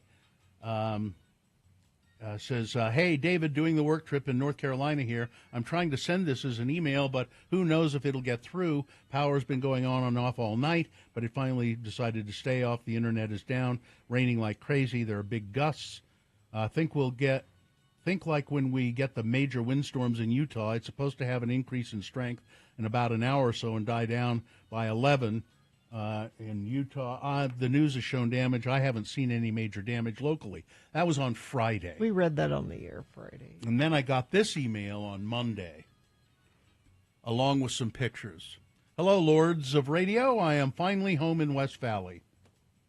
The power and internet were intermittent on Friday morning when I tried to send that last email. The power fully went out around the time I hit send. I don't know if you received it or not, but I'll send this one out tonight so you'll get it, since I have the things to do during check-ins tomorrow that may interfere. Plus, I just wanted to send you some pictures and video clips. All the flooding destroyed the power. The plumbing in the hotel we were in, and this is in North Carolina, I was on a work trip. The plumbing in the hotel went out. Since it was Friday, we were all hopeful that the airport would open soon and we could just fly home like normal. Nope. We didn't have any idea of the extent of the damage yet, since our view was a golf course and trees that didn't appear to be fallen. But we soon had our first flight cancellation. Many more cancellations followed as flights to destinations around the country were all canceled. It took the whole day, but the higher-up managers with us were able to use a Starlink dish. Wow. Thanks, Elon. To get some internet and contact the security team from our company, who worked with an extraction team to get us out. An extraction team? They sent vehicles to the hotel. Wow. So the first vehicle was set to arrive on Saturday morning. On Saturday morning, we learned that there were different vehicles coming to us, but it would take almost the whole day for all of the vehicles to arrive. I was lucky enough, due to medical needs, so maybe not so lucky, to be on the first car out. It was supposed to arrive at 10:15 a.m., so we did a mad dash to get to the staging place where they could pick us up, since the hotel was completely inaccessible. I'm just stuck on extraction. You work for a company that has an extraction team? When needed. The first vehicle arrived finally just after noon. First group loaded up, and we were on our way. Traffic on the main thoroughfares in Asheville was insane. It took us 30 minutes to get to the freeway when it should have taken about 5. Once on the freeway, the insane driver drove us to the Charlotte, North Carolina airport in about 2.5 hours. About an hour outside of Asheville, we finally got to use cellular data to change our tickets and do whatever else needed to be done. Artie Fufkin would be our extraction team. Says, I was going to send this email, but I kept falling asleep. Here now, he sent some pictures. Let's look at a couple of them. He sent about 7 or 9 pictures, but I picked the most dramatic ones. This, if you go to x96.com/live, this is a huge tree that was just blown Toppled. over. Yeah, that root system is what, 12 feet high, probably? Easily. Just the root system, yeah. Okay, so let's go to the next one. This is, there's a house behind all of that. Wow. Just trees knocked down. X96.com/live, if you're wondering where these are. Next one is, let's see. So it's a tree that just toppled on top of, looks like a hotel. Yeah. I don't know if that's his hotel or not, but. And then the next one, more of that. Tree on top of a car. Yeah. Smashed that car. And and now everything is calm and peaceful at this point, but geez, what a mess. And then is there one more? Oh, that's it. Yeah. So anyway, I'm glad you got out, David. I mean, there's still. I mean, you say everything's calm and peaceful now. It's not really. It's there. Well, I mean, there's no storm anymore, but it's going to be just the. I mean, you're going to be hearing chainsaws for months of cutting the trees away and all of that stuff. And they're still looking for people. Yeah. They said because the services have been out, family members haven't been able to contact people, so they don't know how many people are missing now. They'll find people in smashed homes, and I've seen other pictures of their just homes that were smashed. And then I didn't see the video, but you guys did. There was a house floating down, just floating yeah. away. Just it was a street. It's now a river, and there was just a house, just going. And, you know, people live there and they rebuild. Mm-hmm. They and do, but it's going to happen again. All of these hurricanes coming through Florida in particular, I'm thinking of, but it's also the fires in California. Insurance companies are saying, yeah, we're not going to write policies in these places anymore because this isn't an occasional occurrence. This happens all the time. It's a regular occurrence now. And we don't want to help people. Well, it's not insurance. No, Bill, they're not in the business of helping people. they're its business. They make it seem like they are. You're in good hands. You know, when you're with us, in the business you're of in helping. good hands. All right, traffic. Okay, so northbound I-15 from Draper all the way to South Salt Lake, it's a mess. Very, very slow traffic through there. A couple of different accidents are slowing things down there. We also have a crash northbound I-15. This is Hillfield Road, milepost 331, left shoulder affected there. And still lots of slowage. I think this is just due to construction, but lane restrictions northbound I-15, north end of Willard Bay in Box Elder County, only one left lane open. Traffic is backing up 5 miles into North Ogden. And whatever you're seeing on the roads, or if you're a member of the Broadway Media Extraction team and want to text us, you can do that at 33986. All right. We will take a break. We'll be back with Jonathan Deasing, the 8-bit gamer guy. He's here with 8-bit. 3-bit. 3-bit. He gave him a So promotion. many He bits. he doesn't deserve that promotion. Because there is no 3-bit. It's a terrible name is what I'm getting at. Anyway, we got Tech Talk coming up with JD. Stand by for that. Okay. Oh, Haster Games. The opposite of tech. It's board games. HasterGames.com, locally owned at 6831 South State Street. They have the latest and greatest Magic and Pokemon and Dungeons and Dragons, miniatures, paint sets, your favorite board games. A large selection of just family board games, traditional board games as well. But also they specialize in the tabletop role-playing type stuff. The newest version of Dungeons and Dragons Handbook is now in stock. Beautiful art in this. A gorgeous new book features streamlined ways to create characters, updates to tons of weapons, race, and magical item rules, and so much more. There's never been a better time to get into Dungeons and Dragons, so snag a copy today. It really does make it a lot easier to play. Also available at Haster Games is Duskmorn, the House of Horrors, setting for Magic the Gathering's new set. So go to the store. They're at 6831 South State. Yeah, they have a website, HasterGames.com, but you really need to experience it with your own eyeballs. 6831 South State, Haster has it.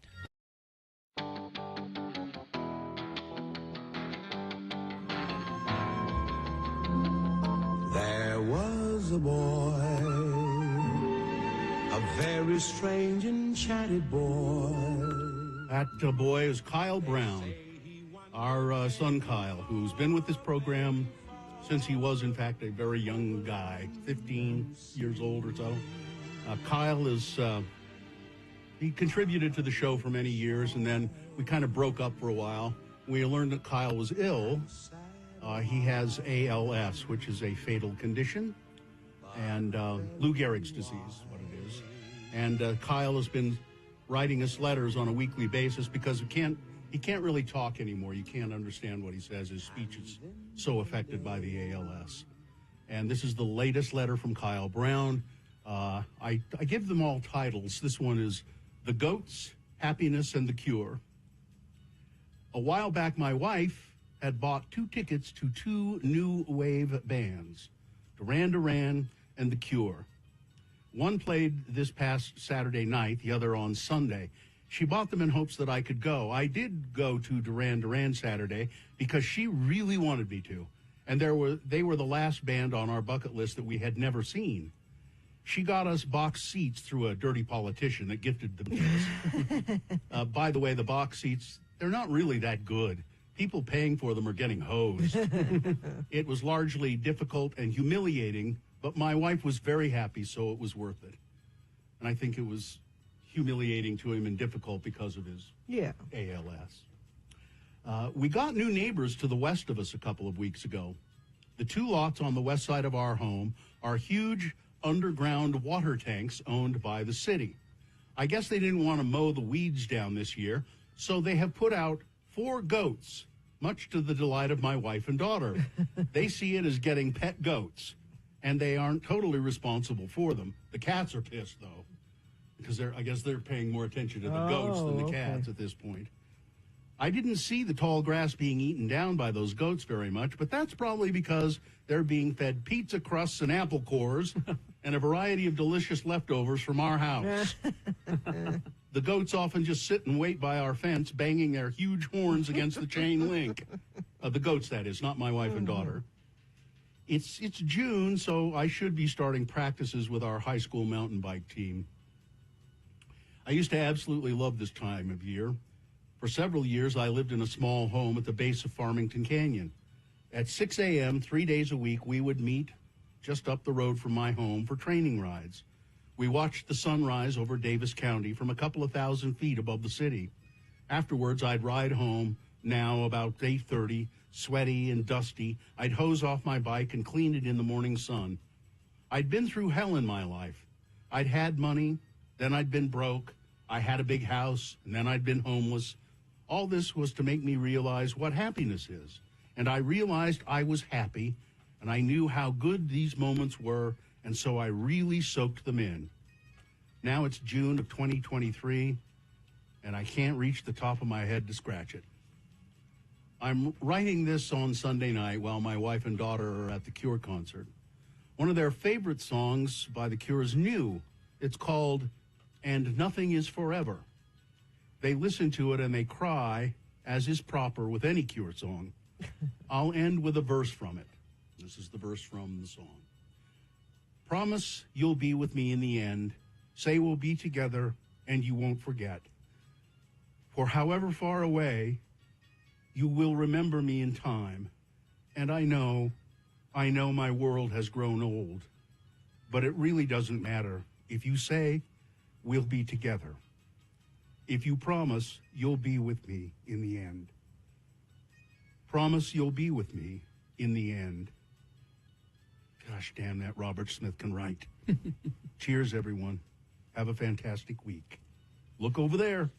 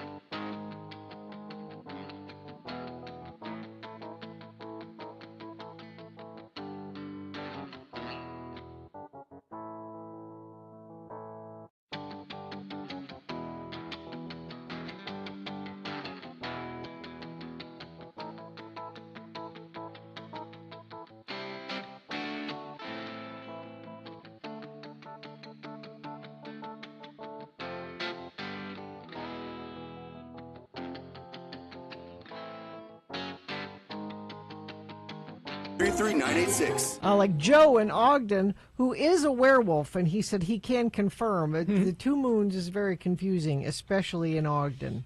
Lots of werewolves in Ogden. Yeah, a whole den of them. Is this sponsored, Gina? It should be. It should be. Well, here he is. He's Jonathan Deasing, cookie Yes, maker. sir. Yes, sir. Chicken pot pie maker. Yes, sir. Farmer. Mm-hmm. House husband. Yes, absolutely. And he's also the host of a podcast called The 3-Bit Gamer Show. And he's here to tell us what's going on in the world of gaming and just on the interweb in general. Yeah, just being All right. very online.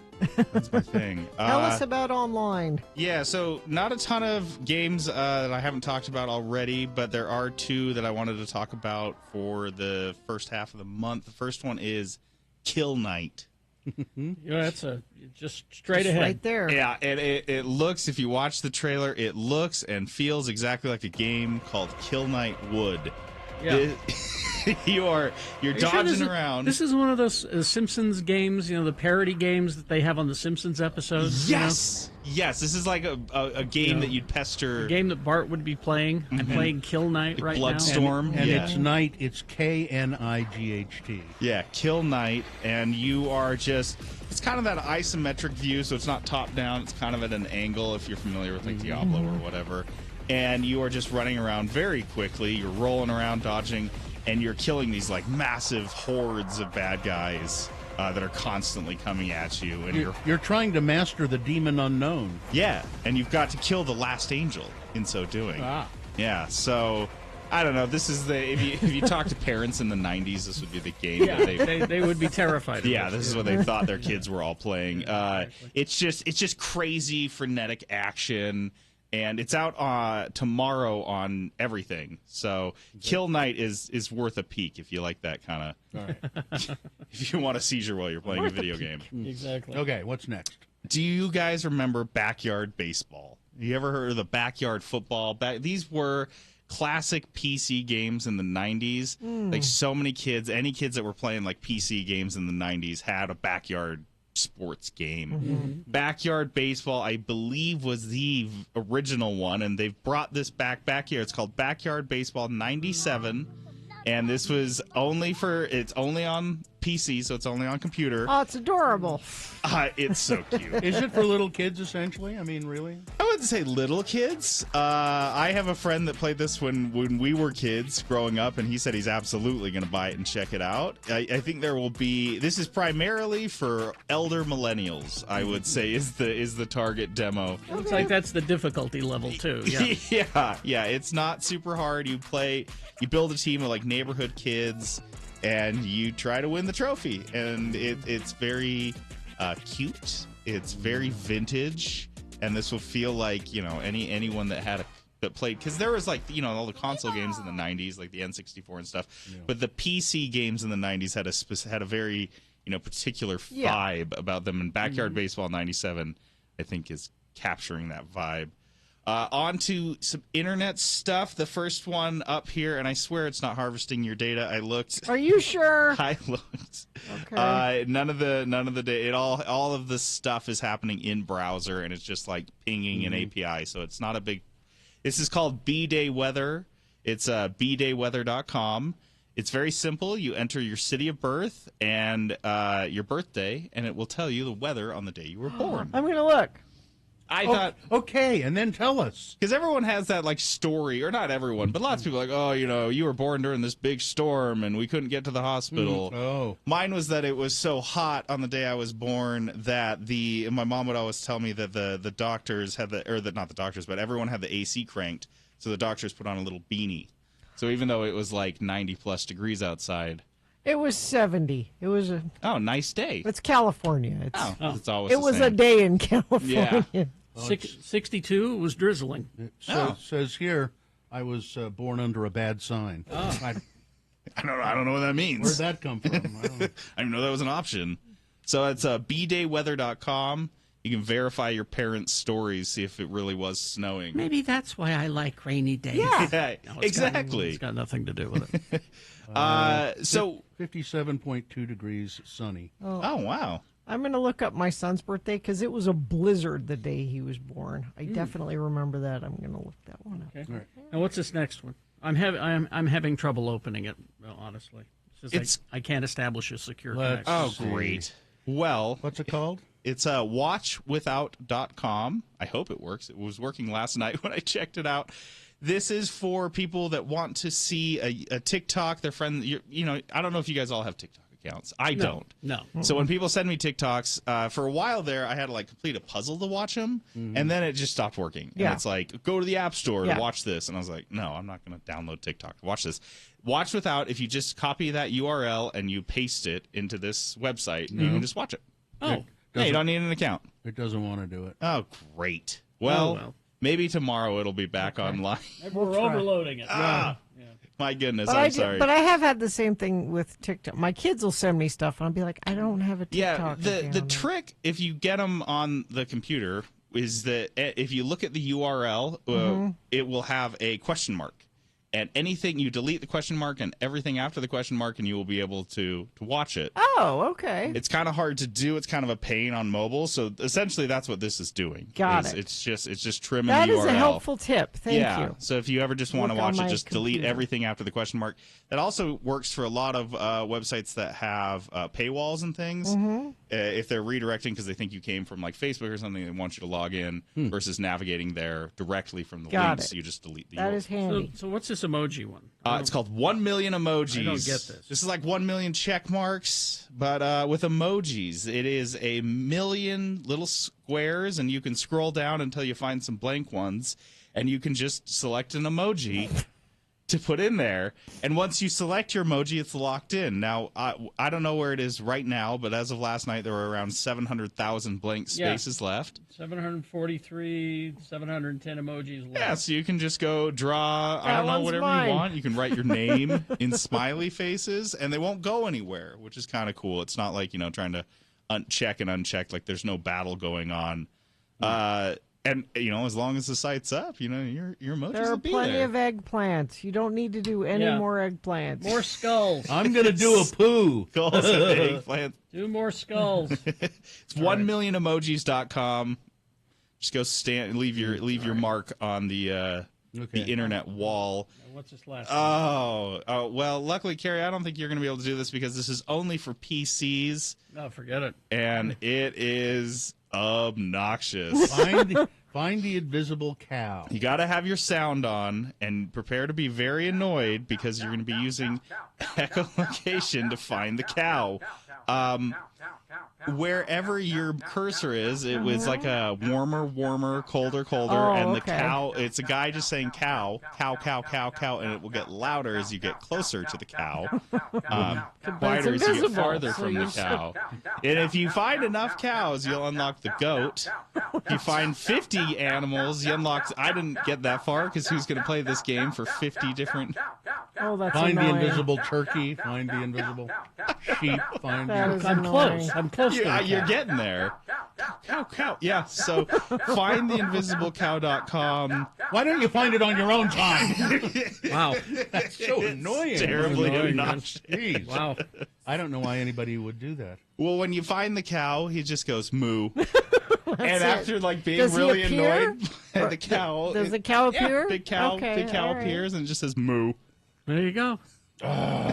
Some days are better than others. Why don't you go make another pot pie? Jonathan Deasing, one of the hosts of the 3-Bit Gamer Show.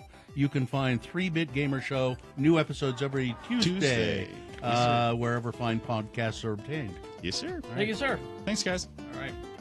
I like the invisible cow. Northbound I-15 is a mess from Point of the Mountain all the way through Murray. I don't know if these are several accidents or what, but it is red on my UDOT camera from Point of the Mountain up through Murray into South Salt Lake. So be aware of that. We also have a crash northbound I-15 in Linden at milepost 274. Up in Layton, northbound I-15 Hillfield Road, milepost 331. And let me check our message stream, see if anybody sent anything in there. Nope, but if you see something, you can let us know. Text it to us, 33986. All right. Beat Gina coming up after these messages and a song. And it's Dexter trivia today. Okay. Because it premiered on this day in 2006. Okay. You can easily play and win at Dexter Trivia with Beat Gina. What is the prize? Tickets to see Billy Joel and Sting Friday, May 23rd. There you go. Tickets go on sale tomorrow at 10 a.m. All right. Billy Joel and Sting tickets, 877-602-9696. Call, play, win. It's easy to do after these messages and a song. Stand by.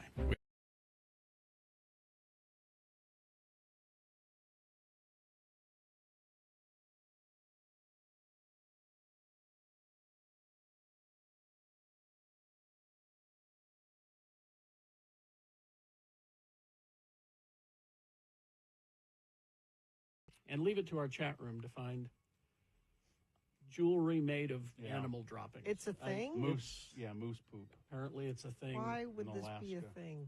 Because ha ha ha. You can make. Because look, it's poop. Ha ha ha ha. That's why. That's it. Well, I remember they used to make, they'd take horse droppings and they'd shellac them. Yeah. And then they'd stick googly eyes and feathers on them, and they were turd birds. Yeah, I've seen that. And And what do you do with that? You sell them at the fair, and but then what? people buy them. And where do they put them And at they their put house? them on their TV, and they say, "Look, there's my turd bird." I never understood it. I've told you before. I had a cane. Yeah. Made out of bull's pizzle. Was it funny? Ha ha! You know what this is? Ha ha! I I don't get it. want things like that. Just Well, for don't have that. them then. Don't have them. No, It's like taxidermy. I don't. No, I don't. I don't get that. Here's where I appreciate taxidermy. When you go to the, there is an instance where I can appreciate it. Okay. When you go to the museum, Natural History Museum, and you see the old time, stuff that they've done. They have some amazing things. I don't think they do much of it anymore. Like- Museums don't. When we don't were in have it. Boston, we went to Harvard, and we went to the Natural History Museum there on campus. And the stuff there is old.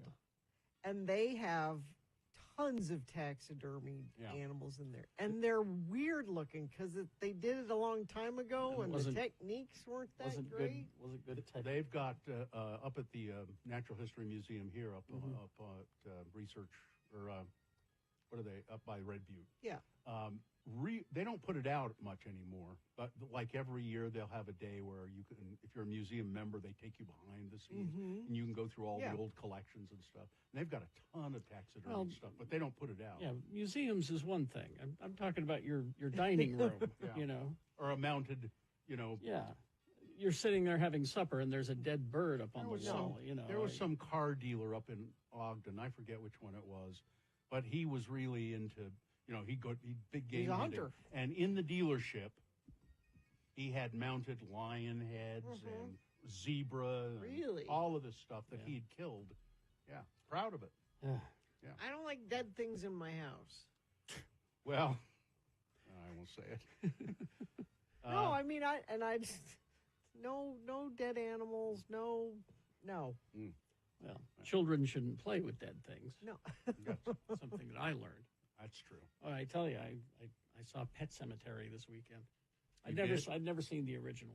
Wait a minute, you saw the original or the original and the new one? God, you're a glutton for punishment. See, we decided to watch the new one because it was the carrying on the character. Yeah, it was the young Fred Gwynn character. And is it a movie or is it? It was a movie, and we watched it. David Duchovny's in it, and it was okay. It wasn't great. We watched it because it was free and it was on it was on one of the services that we have. And then Sue said, "Okay, this makes no sense at all because if this is the case, if Judd knew what was horrible about the Pet Cemetery, why did in the original he so gleefully say to the couple, if your cat's dead, take it to this place?" He knew what was going to happen. And I'm like, well, I didn't see it. And Sue's like, oh, well, you have to see it. Well, I don't remember because Fred Gwynn, the old guy, said you don't want to take your kid there. You don't take your kid there. Not your kid, but the cat. Well, he just happily took the cat. Yeah. Why would he take the cat there? Exactly. That's what I'm trying to figure out. Or maybe that was the first time. Was that the first No, time? well, according to this prequel, which I don't understand, because if this prequel is canon, he took a lot of stuff there. There was a lot of terrible stuff that came out of the Pet Cemetery in this thing.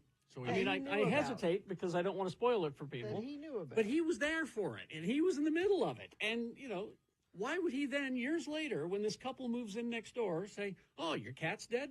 Take it on up here." Well, so I'll even show you where it is. No, so without that prequel, yeah, we assume that he doesn't know. That's the point. It's just a pet cemetery. That's the point. And the old guy doesn't know. Yeah, Fred Gwynn in the original Pet Cemetery from the 80s seems to know the bad things. He does? Yeah. Isn't he the one that says He's the sometimes one- dead is better? Yeah, he's the one who Well, I kept think telling doesn't him. he know that because they Yeah. take the cat there? Yeah. And that's how he knows. But again, if this prequel is That ruins it.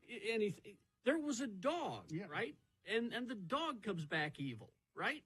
Not in the original. And attacks his girlfriend. This is the prequel. Yeah. So if Fred Gwynn knew about this, if Judd knew That's about what I'm this, saying. The prequel ruins the then second exactly. one. Yeah. Then why in the original Pet Cemetery would he say, "Oh, it's fine. Take your I think your we cat need up to get there." Stephen King on the phone and ask him how he feels about it, because I don't think he wrote I'm this. sorry, I can't come to the phone. I'm counting my money.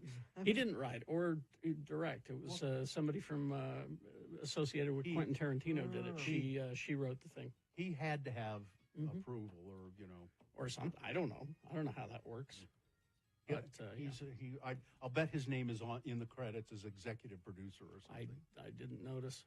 Somebody said they went to see the new Exorcist movie this weekend and they were asleep for the first 30 minutes. Yeah, I heard that wasn't that great.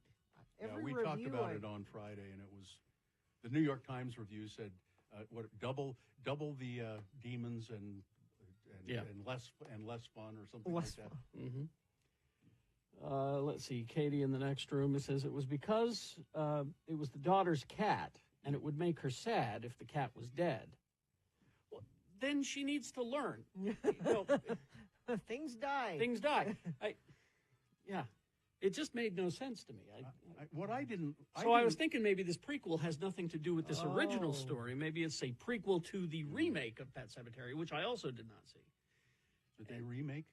They did, yeah, a few years ago. Oh, I don't remember that. Yeah. I didn't like Pet Sematary much at all because I thought it was just too awful. It was too awful. Well, first of all, your lead guy. Who was it? Stiff as stiff as a board. Just no range at all. He was surrounded by good actors. Fred Gwynn is amazing. Yeah. Really fast. In the original, Judd does make a reference to. Who's Judd? Judd is the old guy that tells him. Fred Gwynn. Yeah, he does make reference to why he knows about the Pet Cemetery and why he knows it's evil, because when he does tell a short, brief story about his dog, although it says he comes back and he kills his mom, I believe, not his girlfriend, because I haven't seen the prequel. But so he makes a short mention of it. Otherwise, that's all you really get. And then he still tells him, "Here, take your cat up here." Then he takes everybody else up there. Leads him up there. Yeah, Here, bury your cat. Here's where we do it. You know. I think more of he was supposed to take him up to the Pet Cemetery that was right in front of the demon, or not the demon, but the ancient burial ground, and that was torn up. Anyways, and he's like, "Don't go past the wall," and he goes past the wall. Is there ever an explanation of why this cemetery brings things back to life? In the prequel that I watched. There, in the original, there is a minor mention of it, of it being a ancient burial ground that was Native American spirits. Yes. That certainly explains it. The land turned sour. Yeah. Thank you. Yeah. But that's all you really get about it. So. But yeah, I'd not seen the original Pet Cemetery, so. Wow. Well, I heard how terrible it was. It is bad. I'm very angry about the new one that they made, because they changed a bunch of it, and it just drove me nuts about that. Well, this prequel, I was just like, if this happened back in 1969, when the story took place, I'm like, why didn't we raise the ground? Why didn't we build giant walls around it? You don't even go up there. No, you can't even you go just up don't there. even. You can't go up there because, dead is better. I was just like, if this happened, then why are we even living here? Why hasn't the army come in? And it's that bad. It's that bad. I mean, the army, or at least the county assessor. Somebody, I don't know. It was a great movie when I was 10.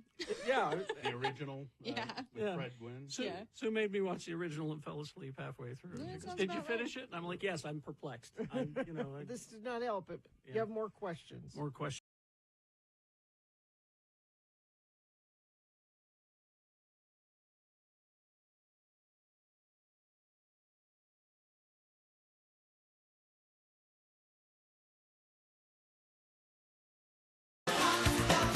order, Shell Shock, because you didn't need to hear the other song. No. Is this a sponsored feature? X96 welcomes Billy Joel and Sting Friday, May 23rd at Rice Eccles Stadium. Ticket presale starts tomorrow at 10 a.m. You can go to x96.com for more information. It's time for another Beat Gina. I'm your announcer, Johnny O, for Swift Quality Foods and All Sweet Oleo Margarine. Nice. When you taste All Sweet, you'll think of flowery meadows. Really? Days in June. Always a delicate natural flavor. Downright delicious. Those are the words when it's All Sweet you serve with hot vegetables and breads. For All Sweet has the delicate natural flavor your family expects. Flavor that has made it America's first choice. You see, this is a true farm product.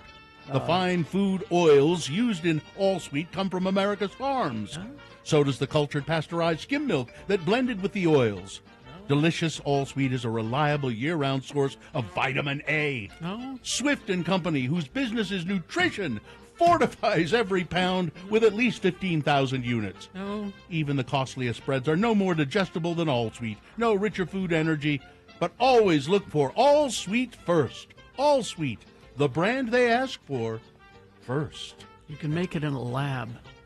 And now, he wasn't made in a lab, and he's all sweet. Thank you. He's your host, Kerry Jackson. Johnny Ola, professional game show announcer. Thank you very much. Let's get to the randomizer. Has picked a contestant. Steve is here. Hello, Steve. How are you? Good morning. I'm hungry for some All Sweet. Well, yeah, I don't think you should eat that. You can make it yourself. Steve, we're going to toss a coin to see who goes first. Call it, heads or tails. I'm going to say tails. All right. Let's see what happens. It is heads, which means, Steve, you lost the toss. You're going to have to work hard to get these Billy Joel Sting tickets. That means Gina goes first. It is Dexter trivia because it appeared on this day, 2006. Dexter trivia. First question is for Gina, Steve. She gets to answer it on her own. If she gets it correct, she gets the point. If not, I'll allow you to answer the same question correctly. Stealing the point away, we'll go back and forth until one of you gets 3 points. All right, Dexter trivia. You watched Dexter, right? Didn't you? Me? Yeah. Oh, Both yeah. of you? You did too, Steve? All right, Steve. Did you ever go over to Gina's house? Almost never. Did you ever go over to Gina's house and watch it? Almost never. I don't think I'm at liberty to say. All right. Gina, how did Dexter's mother die? Okay. Was it 1, strangled by the University of Miami Hurricanes mascot Sebastian, the ibis? The ibis is a marsh bird. Is it 2, cut up with chainsaw? 3, vat of acid? Or 4, locked in a hen house and then pecked to death by rabid chickens? Vat of acid. You like the vat of acid? No. Terribly sorry, Steve. I'd love to say 1, but I'm going to have to say 2. Chainsaw. And There you then go. in acid? No acid? No acid involved. Sorry, Gina. I put that in there to trick you. I'm sorry. There's a point for Steve, and Steve, you control the question. Steve, where does the Trinity Killer always make his first kill? We're talking season 4. Where does the Trinity Killer always make his first kill? Is it 1, in the kitchen? Is it 2, in the brass rail department of Nordstrom? Is it 3, in a bathtub? Or 4, in the most sincere pumpkin patch? I'm going to go with number 3. Bathtub. All right. That's a point for Steve. That's 2 for Steve, as a matter of fact. Gina has no points, but controls the question. Gina. What mania does Dexter's sponsor turned girlfriend have in season 2? What mania? Is it 1, pyromania? Is it 2, a type of hypomania that makes her buy and eat lots and lots of bananas? Is it 3, anthomania, an obsession with flowers? Or 4, Beatlemania? Is it pyromania? It is pyromania. Yes, it is. That's a point for Gina, 2-1. But Steve, you control the question. You could put a cap on it. Steve, what does Dexter call his urge to kill? Oh, you give him the easy one. Is it 1, his dark side? Is it 2, his little chef? Is it 3, a case of the Mondays? Or 4, his dark passenger? I'm going to say number 1. Oh, well, sorry. terribly Oh, sorry. you gave him the easy one, but Yeah. he didn't And know. he blew it. Gina's going to tie it up now. As much as I love Little Chef, You do love Little Chef? oh I yeah. wish that were my joke. Well, because it's not. It's not my joke. Oh, because you could see him under the hat, like with a little knife. And no, it's his dark passenger. Dark passenger. So it's 2-2, and Steve, you've kind of blown it here. Gina controls the question, Yep. so I think you may be bye-bye. All right, Gina. The Trinity Killer was loosely based on what real-world serial killer? Is it 1, the Night Stalker? Is it 2, the BTK Killer? Was it 3, the Brady Killer, who killed only people from the Brady Bunch? Or 4, the Shropshire Slasher? I think it was the BTK. And Gina wins the game. Sorry, Steve. It's really a shame. That is a shame, Steve. I'm sorry. It is. Yeah. And you know, Gina, I didn't get a chance to tell you that I was going to either donate to the Humane Society or to the Road Home. But you've been such a gracious winner that I'm going to go ahead and donate to both. Wow, look at You that. know what? Steve. You are sucking up, Steve, and I appreciate that.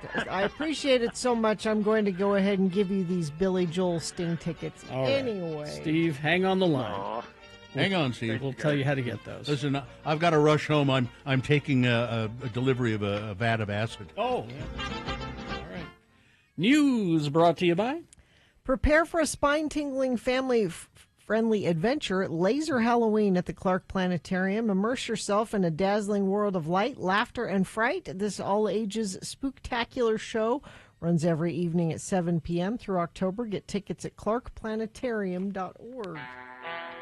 Well, apparently one of the highlights on Beyonce's Cowboy Carter album is her collaboration with Post Malone's Levi's Jeans, in which she tells a lover that she'll let them be in her Levi's jeans so you can hug that ass all day long.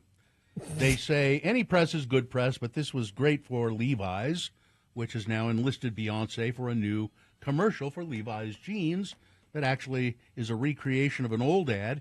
In Laundrette, Beyonce, and I just watched this a second ago, walks into a laundromat, takes off her jeans, and puts them in the laundry and takes a seat in a white top and white underpants. Are they her only pants? Apparently, while waiting for the cycle to finish. It's a nod to the famous Laundrette ad from 1985, which was set to I Heard It Through the Grapevine from Marvin Gaye. This new one, of course, is soundtracked by Beyonce. And she looks very charming and sweet and pleasant, and it's not, it could be really salacious, and yet it isn't somehow. Get her some more pants. Yeah, she's very... Let's put a GoFundMe together. More than 93,000 residents living in one Georgia county were told Monday to continue sheltering in place after a fire at a chemical lab over the weekend led to a plume of smoke containing chlorine, which is lingering in the air. Georgia officials said Monday it strongly advised all Rockdale County businesses to be closed and residents to stay home with their windows and their doors shut, because this is what we live through these days. And air conditioning off. Wow. County sheriff shut down schools, government offices in response to the fire at BioLab in Conyers. The fire started at 5:30 in the morning on Sunday in the roof of the plant. The water from the malfunctioning sprinkler head came in contact with a water-reactive chemical, creating a plume of smoke that could be seen for miles and caused residents of even neighboring counties to report the smell of chemicals. And I'll bet the chemical company probably will come out on top just fine. They'll be okay. Yeah, they won't get fined or punished in any way. They'll make money on this, probably. A pedestrian died Monday afternoon after she was hit by a car while crossing the street in a Saratoga Springs neighborhood. The woman was crossing at the intersection of Cozy Lane and Floribunda Drive at around 8:30 in the morning when the accident occurred. There was no speeding involved, nothing. I just didn't see her, I guess. Police said the 44-year-old woman from Saratoga Springs was driving east, turned it right into the intersection, and hit the pedestrian. The victim was airlifted to the hospital in critical condition, where she later died. They've not determined whether any criminal charges will be filed, but, I mean, the person who hit her stayed there with her unfortunately, there were people, kind of in the neighborhood who had to observe the accident, which is traumatic for everybody. Will the Utah State Legislature maybe reconsider a gun safety bill after 2 children now have died from firearms? Nope, they won't. State Representative Matt McPherson said that after those shootings, he couldn't help but think about a bill he proposed in the Utah legislature several months earlier, one that would have offered a tax incentive to people who buy safety devices for their guns. While McPherson, a Republican who represents part of Salt Lake County's west side, said there's no way of knowing if safety devices would have prevented these deaths and injuries. Such a bill could help mitigate more of these types of accidents. The final version of the bill, House Bill 326, is aimed to give Utahns a tax credit of up to $50 for a device with a deactivating mechanism or a locking storage system, like a firearm safe or a cable lock or a trigger lock. Or it was limited to 1 per household. Not much, really. The proposed credit started at $300. Then they whittled it down to $50 because of budget constraints. Come on. Those devices are better than nothing, but they're only as good as people using them. Yeah. And as I recall, both of those recent incidences where kids were shot by finding it's because of carelessness. Yeah, they just left them in the car. So we don't have any reason to believe that they would be any more careful and use the devices. I've got audio from the legislature right now. No. I thought you were going to do the story, Bill, about how they want to lower the age, the open carry, that's right, from 21 to 18. 18. Because Open why? carry. Because why? In some cases, not all cases, but in some cases, you would be able to open carry. What, if you're white? Well, because this is because Carrie, we live in the Wild West. That's why. Yeah, I don't understand why this is necessary. Because we live in the Wild West. The guys out there, and you're going to have a showdown with them low down, dirty, bad guys. That's what it's all about. It's manliness is what it is. Culver's hamburgers. Now, I know people who just swear by these. It's a Midwest chain, I believe, like out of Wisconsin. And now there are several in Utah. Culver's has added a limited time, and this doesn't sound good to me, Curder Burger to its menu. Excuse me? The Curder Burger began as an April Fool's joke in 2021. I think anything that begins as an April Fool's joke should not be turned into a regular food item, but that's just me. When the chain tweeted on Twitter that it was releasing a burger consisting solely of 1 giant cheese curd between toasted buns, it turned out people liked it. Yeah. Culver's released the first official version of the Curder Burger that October, a deluxe burger with a patty-sized cheese curd inside, and now they're doing it again starting October 1st through the 14th. And they're kind of known for their, they always tout their Wisconsin cheese at Culver's. All right, that's it. Sports, weather, traffic. It's not quite a dollar menu, but for those used to overpriced arena concessions, it might as well be. The Smith Entertainment Group announced yesterday that they plan to have 5 discount options for fans this season at the Delta Center for both the Utah Jazz and Utah Hockey Club games. In particular, Dasani water bottle will cost you $2 and $3 for popcorn, nachos, hot dog, or a scoop of Farr's ice cream. So not quite a dollar menu, but affordable concessions will be available. On the NFL yesterday, you had the Lions over the Seahawks at 42-29, and the Titans over the Dolphins 31-12. 42? What was that score? 42-29? Yes. Jeez. No defense apparently played at all. Apparently. Weather. It's October 1st, and it does not feel like it, and it won't for the foreseeable future. Today's actually the coolest of the next 7, and it'll be 80 today.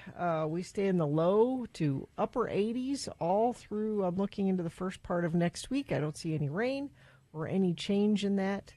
So we'll look at the positive, which is it's nice, sunny, warm days. Go outside and do something outside.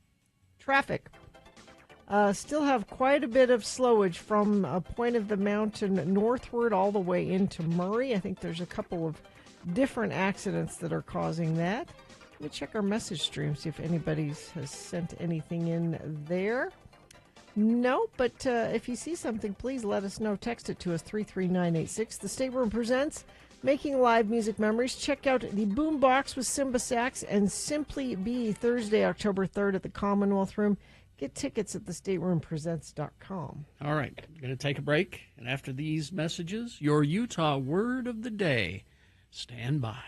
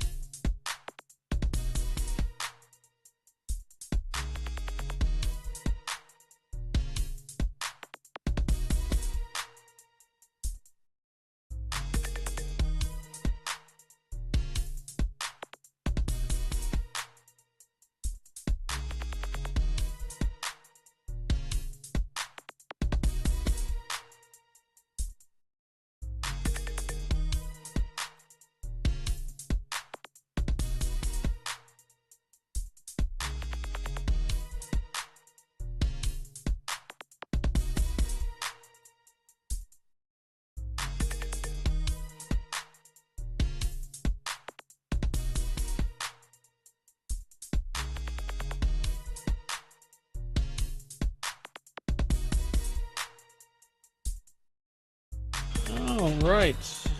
Is this a sponsored feature, Chief? Yes, Haster Games for board games, Magic the Gathering, Pokemon, miniatures, dice, paints, and more. Haster Games, 6831 South State or HasterGames.com.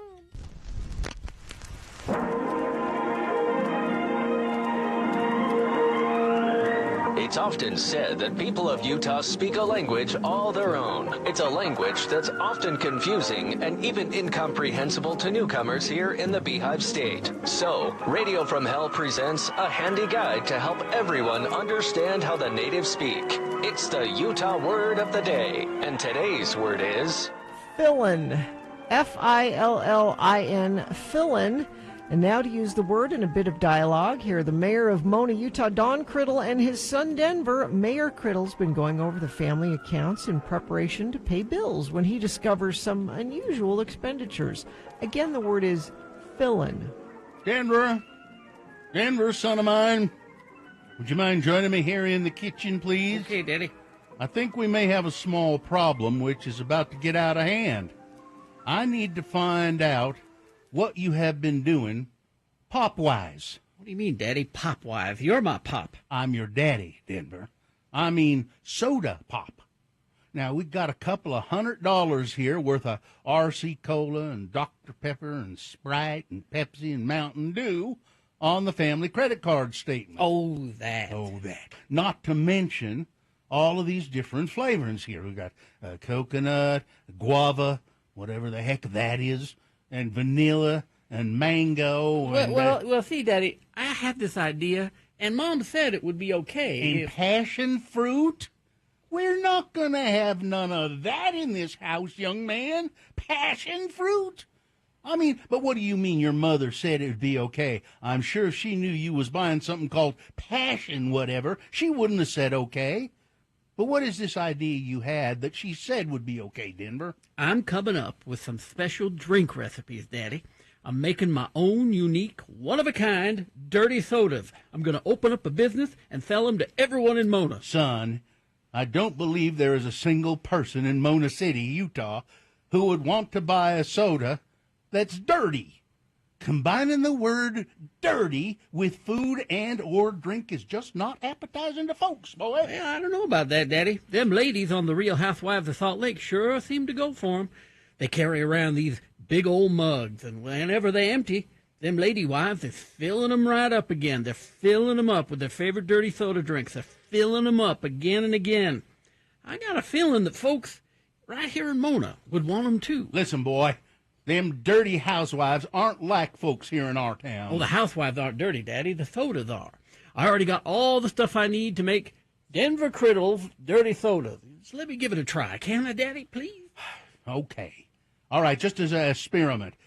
Now, I hate to see you fail, but you go ahead. You go ahead, son. Now, I don't want the Criddle name, though, associated with it. So you got to call it something different than Denver Criddle's dirty sodas. I had a feeling you might say that, so I come up with a couple of names. I'm thinking I'll put it atop of the sign as drank by the Real Housewives of Mona, Utah, and then Swigalicious or Sodaholics. I got a feeling this could be a real good thing. Join us again some other time as we examine how the Utah natives speak with the Utah word of the day. I see upon hearing that again, excuse Yes. me, traffic. Go ahead. Oh. Okay. Why not? It's here. Sure. The music's playing, just do it. Still looks like northbound I-15 from Draper into Murray is very, very slow. It's a difficult slide into Sugartown. It's apparently. And then Elisa says, looks like Foothill Drive backed up to the entrance of northbound 215. Luckily, I was going the other way. Well, we will accept traffic going the other direction. And you can ha-ha as you're going the other way. Sure. Let us know what you're seeing in either direction where you are. 33986 is where you text that into us. Step into a world of spiritual wonder. Discover the magic of the metaphysical at Cat and Cauldron in Taylorsville. Experience enchantment like never before. catandcauldron.com. All right. Upon second listening to that, I kind of ruined the joke at the end because I said feeling instead of filling. Instead of filling. Yeah, I didn't. I I noticed that, but it doesn't. It really doesn't matter. I slipped and read it correctly. It doesn't matter because I don't know. I sit there and so I probably sat there to write that maybe an hour, all told, which seems like a long time to me to do that. That took an hour? Yeah, because I don't know. I think I'm not very inspired about them anymore. So I try to inspire you, and you never take my inspirations. What does that tell you? I thought Denver wanting to work for the Juab County Clerk was a good inspiration. I liked it. No, you didn't like. No, I already had this other one in mind. Oh, that's why that didn't happen. But if you think that's good No, inspiration, no. again, write them. Nope. Write them. I will never. Nope, she's learned her lesson. I will never again. She I wrote- might. She wrote one, and I wrote two. Never heard the end of it. It was so. it was a mistake that you did. I don't want to revisit this. Yeah, it's probably a good idea. Do not want to. I think both Carrie and I said, no, didn't quite work. I thought it was fine. No. You're thinking about no. the other one. I wrote Which two. one? I wrote one that Okay. I thought was funny, and people thought it was funny, and we performed it. I Mhm. wrote another one that we never did. We just had some problems. Yeah. It just needed to be workshopped. Was all. That was all. But the one we did, I thought was fine. I don't remember it. So Never again. well, why? If it was funny, why not do it again? You didn't think it was funny, and I live to make you laugh, Bill, and it just never happens. Why the hell would you care? I don't. In the slight of I'm it, going to stop. Then start writing I'm them. not going to care anymore. Then start writing them. The caring has. I don't even give a care. That's. I'm tired of bearing this burden. Unpopular opinion. I love Utah word of the day. Unpopular opinion? What are you talking about? I would think that probably, if you surveyed our audience, only about 1/3 of them would like it. No, we have said if you come down here with pitchforks and demand we get rid of it, we'll stop doing it. That's and our, it hasn't happened yet. That's our level of That's how action. we'll know. We will take action at that point. Maybe the people who are knocking down the political sign in my front yard are trying to tell me stop doing the Utah word of the day. Did you move the sign? No. Oh. No. And it hasn't been knocked down for a while. So maybe we're okay. You should get a camera, like a Ring camera, so you can see who's doing this. I thought Bill was inspired by the K-Mona radio station and city calendar from Morriltown, Iowa. Yeah. Yeah, that I got some stuff out of that. You need to check the Morrilton Bulletin again to get some ideas. Well, there must be some good stuff there. That's the town where the radio station, their tower was stolen, Morrilton. Oh, sorry. Is there any traffic, Gina? I did it already. You did it all? Nobody ever remembers anything I do. I do things and Gina, they're no, immediately forgotten. please, Gina. I paid attention. That last traffic you did 5 minutes ago was hilarious. It was great. We will take a break then.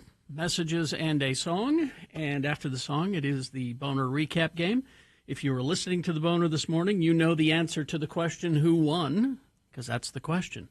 Answer that question correctly, and you will win what? Oh, tickets to Odyssey Dance Theater's Thriller. It's back with 14 show dates, October 14th through the 26th. So you get those Thriller tickets if you know who won the Boner this morning. And if you don't know who won the Boner this morning and want those tickets anyway, you can always cheat. Go to x96.com, look for the box that says Boner of the Day, October 1, 2024. You click on there, and it'll say winner next to the one that's the winner. 877-602-9696 is the number to call. 877-602-9696. Call, play, win. This is Jacob.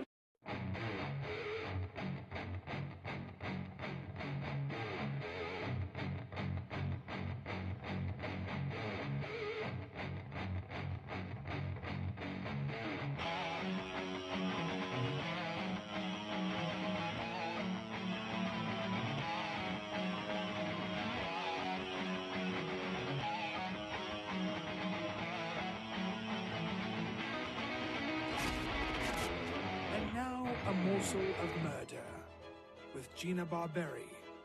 Radio from Hell on X96. With a local connection. Well, Mario Enrique Fernandez Saldana apparently helped murder his wife's former husband, Jared, authorities said. Murder? After her new husband was charged with murdering her ex, a company linked to Shanna Gardner Fernandez claimed that she'd been separated from her current spouse for, quote, an extended period of time. Murder? The company is owned by her parents, and it's a local company you may have heard of here in Utah. Quote, we have no further details about the situation other than what's been reported by the media, said Stampin' Up, a papercraft and direct ship sales business owned by her parents. That's a big company. Mm-hmm. Yes, I know that. Current spouse Mario charged this week with murdering Shanna's previous husband, Jared. In January, authorities charged another man, Henry Tenen, 61 years old, who'd been a tenant on a property belonging to the new husband. Tenen ended up pleading guilty to second-degree murder with a weapon, admitting he had been the gunman. But who arranged the whole thing? I don't know who. Police previously said that Brightigan, that's the deceased person, took 3 of his children out for a routine weekly dinner on February 16th, 2022. He dropped off the twin 9-year-olds he shared with Shanna Gardner Fernandez and still had one child in the car, a 2-year-old. On the way home, he came across a tire in the middle of the road. Yeah. Investigators believe someone put the tire there on purpose to make him stop and get out of the car. That's counting on an awful lot. I would just go around the tire myself. But he was shot when he got out of the car and killed in front of his 2-year-old daughter. Great. Hideous. Investigators somehow figured out that the current but estranged husband arranged for this murder. Stampin' Up is aware that he's been arrested in conjunction with an ongoing investigation. They're doing a scrapbook of it. Shanna, the daughter of the Stampin' Up parents, they say they've been separated for a long time, because I'm sure she had no idea any of this happened before. But so Stampin' Up local connection. That's just a little local morsel of murder. And put together a really nice scrapbook with newspaper clippings and little borders and all kinds of things. There was also, if we have a second for another morsel of we murder. do, yes. You guys may have seen this story out of Florida. This attorney who was at work and got up from his office and went to the bathroom and never came back. Have you seen this story? No. Like, I'm intrigued though. Where did he go? Did he fall in? No. His name is Steve Cozy. Folks went into the bathroom and it smelled like bleach. Smelled like bleach.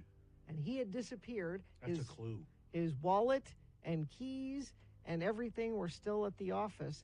Somehow they figured out that he was representing a healthcare company that was suing a plastic surgeon who had like malpractice or something within.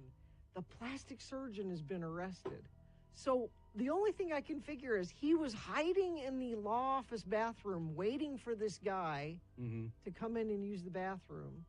Now they've found blood. They have not found a body.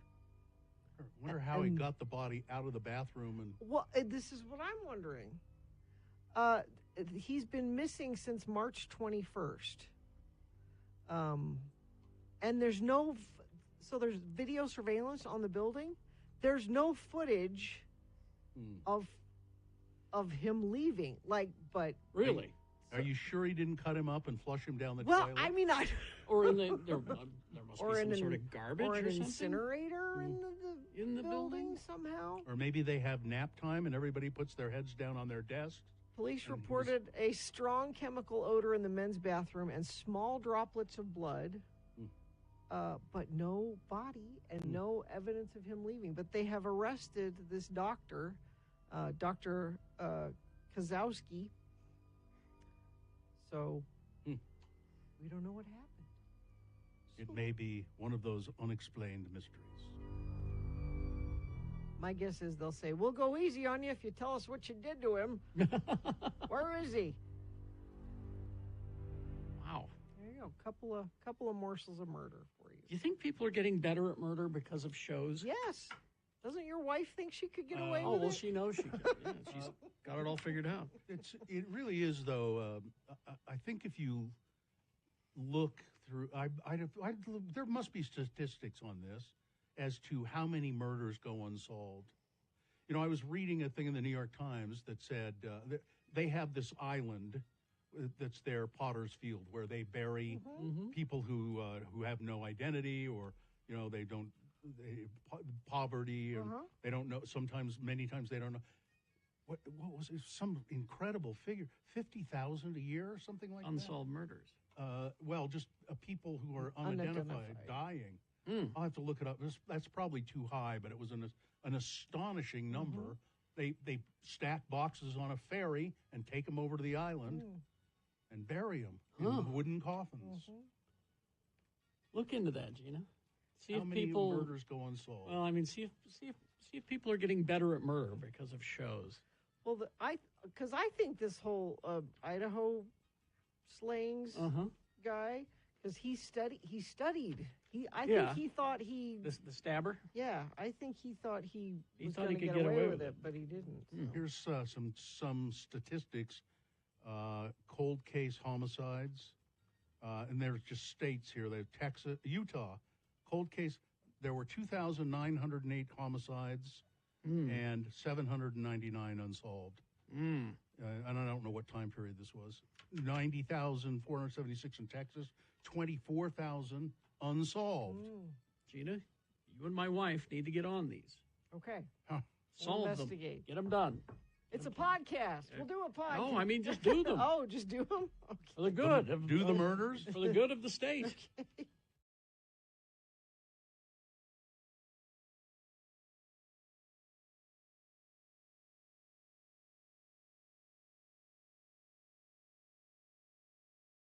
Living Spaces. Oh, Carrie, you're saying it wrong. Living Spaces. Living Spaces. I was telling Bill, boy, I don't know how much they spent on that jingle. Well worth every penny. Catchy. And it makes you think, yeah, I need to freshen things up. Sure. Get some new furniture. Living Spaces has a huge selection. Free next day shipping. I was actually just on their website looking at it. I'm like, oh, I could get that tomorrow. Or you can go into one of their store locations. Might as well. They have 2 in Salt Lake. In Draper, located just off I-15 and Bangor Highway, and Draper's furniture retail hotspot. That whole area there is where you can go shop. Clearfield, located off I-15, 700 South. Nice thing is the salespeople there, they're non-commission based. So they're going to help you out, but don't feel pressured into buying something you don't need or want because no commission there. Stores have a cafe. You can hang out, relax, watch TV. They have dirty sodas there if you like, little snacks, play area for the kids, and you can do your shopping at Living Spaces. Living Spaces.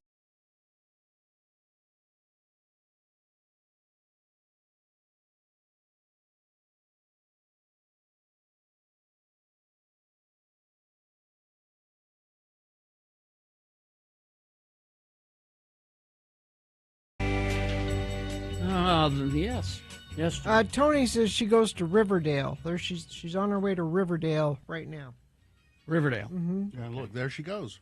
Because on this day, the Laws released their only studio album. What happened to the Laws? Don't know. Featuring the singles that you don't remember, Feelin', Timeless Melody, Way Out, and that song, There She Goes. It was in the So I Married an Axe Murderer soundtrack. Mm-hmm. Maybe that's what happened to them. That should have propelled them into You think? fame and fortune. It made that song a hit. But, yeah, beyond that. Not a thing. Not a thing. Not a law to be found. They just got up and moved away, La-ti-da. I guess. La la la. All right. Should we do the boner recap? Let's do the boner recap game. Do we have someone who would like to participate in that endeavor? It is Adriana. Adriana, good morning. Morning. Are you driving, Adriana? I am safely. You feel good about that? Okay, I'll take your word for it. I promise. All right, Adriana. Listen, if you are able to tell me who won the boner candidate voting today, after I read all three of them to you, you will win a prize, which is what, Gina? Tickets to see Odyssey Dance Theater's Thriller. It's back for 14 show dates, October 14th through the 26th. Join the return of the spectacular Halloween tradition. Go to x96.com for all the ticket information. It really is it's a very fun evening to go to see that. So, are you ready to play?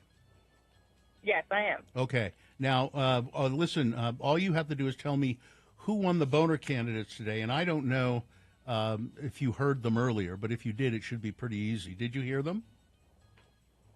I did not. I used a credible online source. A credible online source. I like that. That's excellent.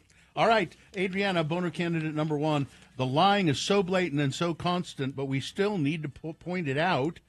Donald Trump saying he's standing in front of a furniture store in Valdosta, Georgia, and he's saying, the governor's been trying to get a hold of Joe Biden, Sleepy Joe Biden, but he hasn't returned his calls. He's not helping out here. Joe Biden isn't helping out in the wake of the hurricane. Governor Brian Kemp said, that Joe Biden called me immediately. Yeah. Yesterday. And said, if I need anything, please let him know, and he will send all the help he can. And so it was just another Trump lie. Boner candidate number two, the continued chaos that is Representative Nancy Mace. Apparently, her office is just a freak show because of people quitting. It's a toxic atmosphere. She can't keep staff because they work for her for a month and then hate her. She put out a wrong statement on Hurricane Helena on Monday. Instead, she sent out an email on childhood genital mutilation. She can't get anything right these days. And boner candidate number three, why in the world would you think that's my family? That wasn't my intention, even though I'm standing there. This is a Republican candidate for office. I forget where it is. Somewhere in, it doesn't matter. Virginia, running for Congress. He doesn't have a family. He says he's engaged to a woman in Canada. Yeah, that's it, Canada. Yeah. Canada, right. He met her at camp. Is that what he said? No. It wouldn't surprise me. But he had some campaign material where he's posing with an adult woman and three female children. Kind of looks like a family portrait, but he doesn't have a family. He's just trying to make it look like he has a family. So those were the three candidates. Who was the winner, Adriana? Candidate number one. It was, in fact, the lying lies and the liars who tell them. Yep. Trump also said the other day, who would have expected a hurricane? This was unexpected, and it's so late in the hurricane season. No, it's not. All right. Okay. Yep, it's great, isn't it? All right, thanks, Adriana. You've got those tickets to the Odyssey Dance Theater's Thriller. All right. Just hang on for a second more, and Katie will take care of you, tell you what you need to do. You're welcome. All right. There we go. I don't know what's going on with my computer here. It's all you of a spilled sudden coffee on it. I think that may have something to do with what's happening here. Of a sudden, it just started. It's like just erasing things. And you told me this morning you had a coffee accident at home too. I did. I had a horrible coffee accident at home. I have this coffee maker I really like it, but it's kind of complex. You have to do the things the right way, or it'll bite you occasionally. And I forgot to do one thing, which is put a paper filter. Oh. And so there was no paper filter in the receptacle. That could be a problem. So I turn it on. It grinds the beans. It drops It drops the grounds into the holder, and then, but there was no paper filter there. And so I'm sitting in the other room, and I hear this. Yeah, that's bad. What's that? I go in. There's coffee just oozing out everywhere, Yeah. all over the counter, all over the floor, the whole, like 6 cups. Because your hole gets plugged. Yeah. And then, Yeah. The coffee mistake I make. And then I took it out and I shook the grounds out and it splattered them all over my shirt, so I had to change my shirt. So on the weekends, I get Joe's coffee pot ready because I get up before he does. So I do not prepare the coffee pot during the week. You just get the pot ready. What do you give it like a good talking to? Well, no, I put the coffee in it and I fill up the water, and I see. so all he has to do when he wakes up in the morning is hit the button. Yeah. But I about 50% of the time forget to dump the old coffee out of the coffee pot because it's a stainless steel pot, so you can't see in it. It's a carafe. It's a carafe. So then he comes in and hits the button to brew the coffee, and it pours brand new fresh coffee into a coffee. pot that has a bunch of old coffee. And then it overflows and goes everywhere. I do that about half the time. What do you don't use the carafe to get the water to put into the coffee maker? No, If you do because- that, then you'll never forget. But because Joe says then that it's better to have as fresh a water as you can in there, and if you use the pot to fill it up, it kind of taints the taste. It's going to sit in the coffee pot before it gets brewed. It's not going to be perfect water. Here's a You know? suggestion for you though. Aside from that, you a little Post-it note somewhere. Just a little Post-it For note. myself? Yes. Just Did a you little empty the carafe? Yeah. Just a little Post-it note. It doesn't have to be real visible. Just But you would think after doing it once, you would think it would never happen again. Like, oh, I won't do that again. That was dumb. No, about half the time I do. So the CPAP machine. My CPAP machine has a water reservoir with it. And if you don't put the hose back on the reservoir when you start up the CPAP machine, you start falling asleep and then you hear and you wake up and there's water spurting all over and onto the floor. And I've done that several times. So finally my wife put a little note on the CPAP machine right by where the hose So you is connected. can't miss it. Yeah. Make sure you and that solved it. So just a little note. Just all you need is a little note. Okay. Yeah, your pristine water problem is negated once it gets poured into the coffee That's maker. true. See, so That's also true. Yeah. Anything else I can help you with? Thank you. No, that'll do it. Thank you. For now. For now? I'm sure Okay. something else will come up. I'm sure. All right, we will take a break. We'll be back after these messages with some big boy news. Stand by.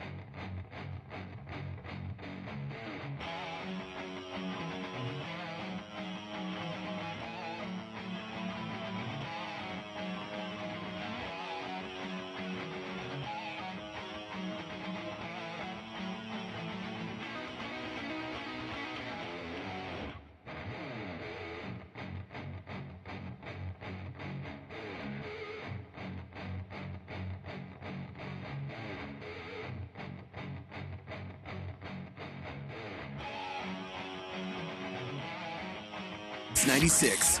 All right, it's 9:21. Time now for some big boy news and opinioendo, brought to you by Alternative Rock, Gem, and Mineral Show with over 40 vendors is at the Spanish Fork Fairground, October 4th through the 6th. Free admission. More information at alternativerockshow.com. Oh, sorry. Here's a story I should have probably turned over to you, Gina, because it's a. Is it murder? Yeah, and it's a cold case, and it's got some problems here, though. Oh, okay. Okay, so listen carefully. You can tell me what a lot of these problems are. Okay. Murder. Investigators from multiple agencies were at Starvation Reservoir on Monday, where a car with a body inside was pulled out of the water. Okay. Police say this is related to a decades-old cold case. The road was blocked off into the evening. Investigators with Duchesne County, Salt Lake County, Utah State Parks are working to piece together what they say is a 20-year-old case. Duchesne County Sheriff Travis Tucker said he was at the scene since noon. He confirmed to Fox 13 News that a body was found in the vehicle, but he couldn't provide the name, age, or gender. Until we prove otherwise, we investigate like they're homicides. That's why we are here from the very beginning to make sure we're not missing anything, Tucker said. The car was found by Doug Bishop with United Search Corps, a nonprofit that specializes in missing persons cases. He's been working with Dave Sparks of Sparks Motors and the reality TV show Diesel Brothers for the past 6 months on this cold case. Really? They said their search originally started at Flaming Gorge before ending up at Starvation, where they've been working for multiple days, leading to Monday's recovery of the vehicle. This is a process of elimination with the type of search we specialize in, which is underwater, Bishop said. That's what led us to Starvation Reservoir. Our search at the reservoir did uncover a vehicle that is connected to a case that we've been working on. It's the vehicle, 100% confirmed, Sparks said. Again, this is not a law enforcement person. This is Sparks Motors. Says, obviously, forensics will have to tell us what remains we found, but there were remains, and it was the vehicle we were after. Police wouldn't confirm where the cold case originated from. Yeah, Tucker said that they're working on getting warrants before they start processing the car. What they find dictates where it goes from there, he said. Because I always thought the Diesel Brothers was just they just were car people. Seems to me that they've been involved in a couple of things like this before. I mean, what they're mainly involved in is rolling coal, which they were been fined hundreds of thousands of dollars by the federal government for rigging people's trucks so that they blast out more. So you could drive by a guy on a bicycle or in an electric car and flip a switch and blow diesel smoke out like of them. Jesus would do. Yeah. Well, Jesus, they called him the original coal roller. California Governor Gavin Newsom signed a bill over the weekend that would require large insurance companies to cover infertility treatments, including in vitro fertilization. Newsom said the state has already started updating its benchmark plan to set a new standard for commercial health insurance coverage, including evaluating infertility and IVF treatments. Twitter is now worth about 25% of what Elon Musk paid for it. That's great, isn't it? Months after the announcement that Trader Joe's would be opening in Sugar House, the store finally has an opening date. The new store will open October 11, according to an employee at the Trader Joe's on 4th South. It will be located at 2160 South, 7th East in Sugar House, in a building that previously... it's going into the Pep Boys. Mm-hmm. Where are the Pep Boys? Manny, Mo, and Jack. What happened to Manny, Mo, and Jack? Did Pep Boys go out of business altogether or just that location? I don't know. It's on the same block as the D's restaurant, who I want to applaud. They still have a twirling sign that they keep operating. There are Pep Boys still around. Okay. No announcements have been made on Trader Joe's website, but that's apparently what's going to happen. Oasis, the band. Mm-hmm. I guess they're doing okay. They're announcing. They're still threatening to tour. They're announcing more shows in the United States. Yeah, it hasn't started yet. Give it a minute. They're announcing more shows. Plans are underway for Oasis Live 25 to go to other continents outside of Europe later in the year. The band says, America, Oasis is coming. You will have one last chance to prove that you loved us all along. And they've got a very aggressive tour schedule set up for the next year. I'm sorry, Oasis. Our attention is with the new Cure album and song. Embattled singer Perry Farrell appears to be on shaky ground with his bandmates, both past and present. Nobody likes Perry. According to the It's fallout, a new TV show. Yeah. According to the fallout from his onstage fight with guitarist Dave Navarro and the possible disbandment of Jane's Addiction, one of Farrell's former bandmates in Porno for Pyros, bass player Marty Lenoble, has posted an eviscerating takedown of Perry Farrell and his wife Eddie Lau on social media. Quote, "I can say unequivocally that Perry has been the worst frontman I've ever worked with," Lenoble wrote. "Always a kind word followed by essy actions. The fish rots from the head down. Ooh. I still don't understand how he channeled some of those great lyrics and vocals on the first two Jane's records." So to think that those great They came songs out of the came same- out of him, yeah. Lenoble went on to cite other difficult singers he's worked with, including the late Mark Lanigan. Who's that? You know who that is? I don't. Mark Lanigan. Scott Weiland and Lane Staley. All better, kinder, and more talented. I judge people by their actions, not by the banter about spirituality. Perry doesn't show up for rehearsals. Screaming Trees. Oh, okay. He doesn't show up for rehearsals, sound checks.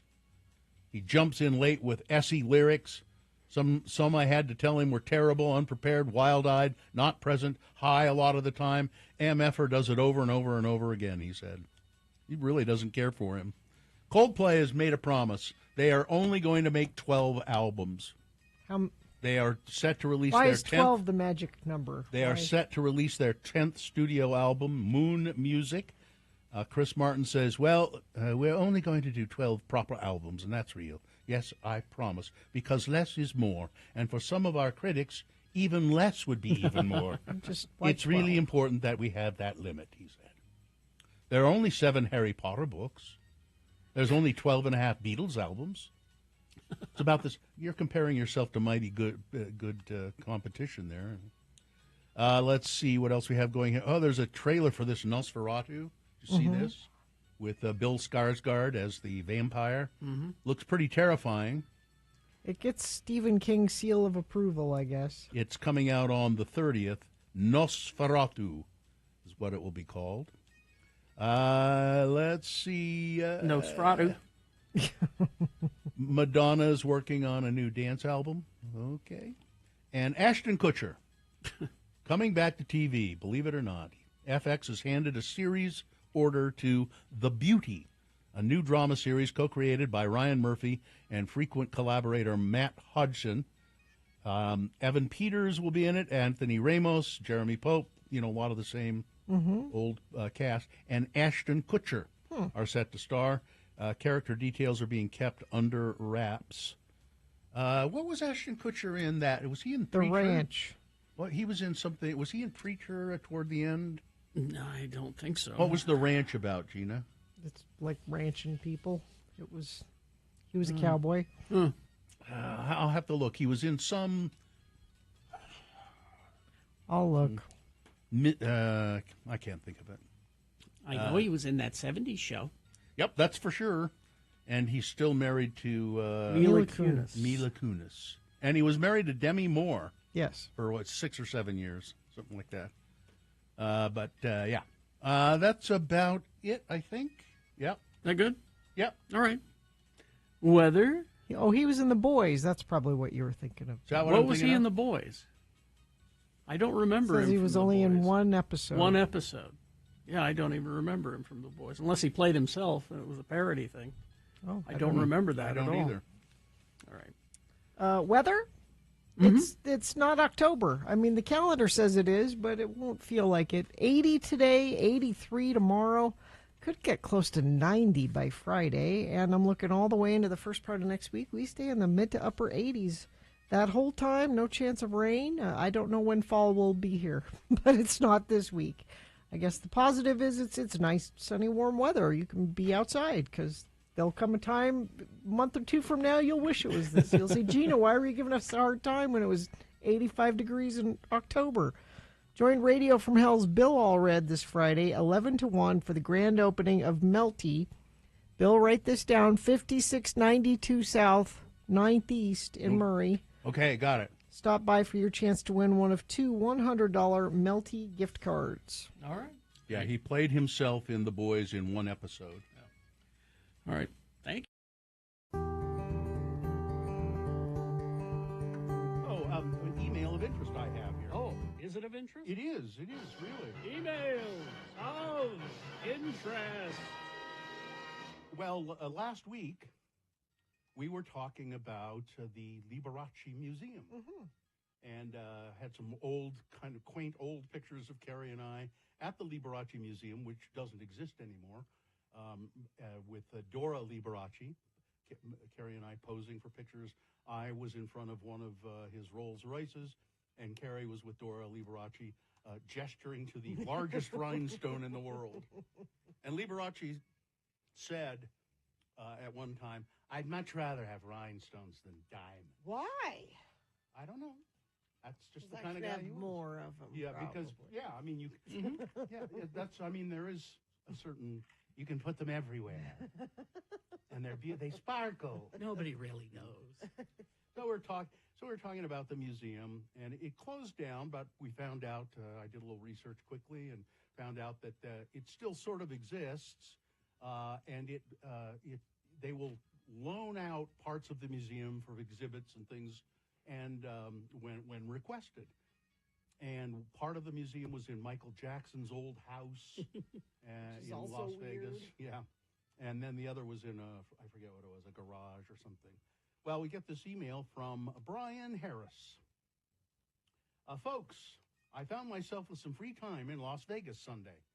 Imagine my surprise when the temporary exhibit at the Nevada Museum was Liberace. Oh! What are the odds? He sent us a couple of pictures.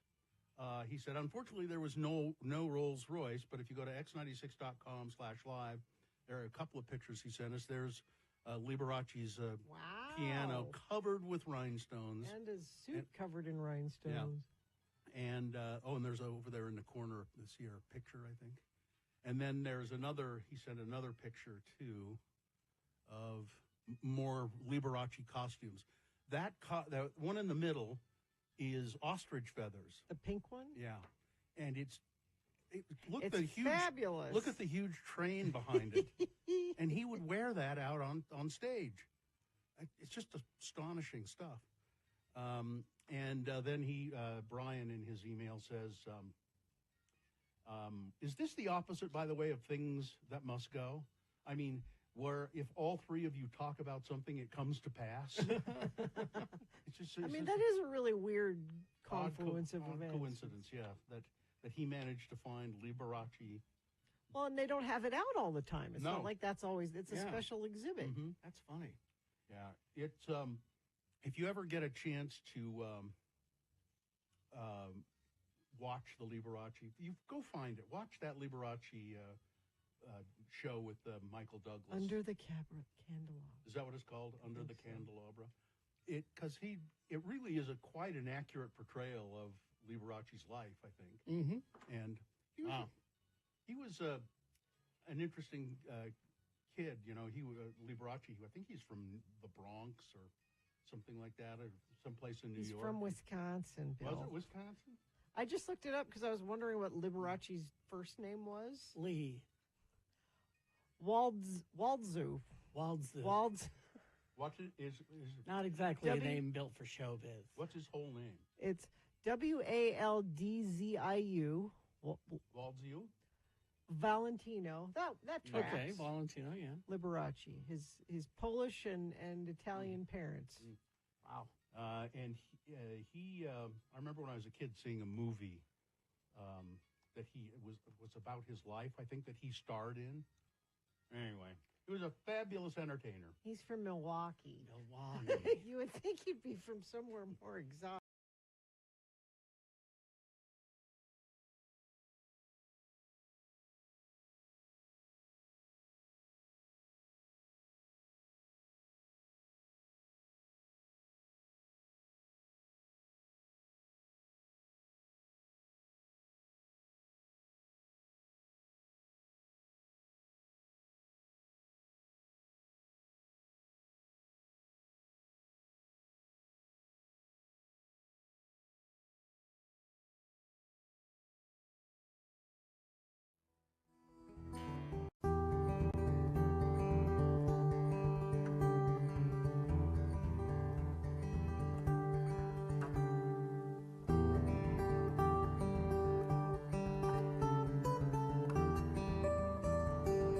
X96. All right, let's get the theme music going, and here is Elena. Is Elena Wood there?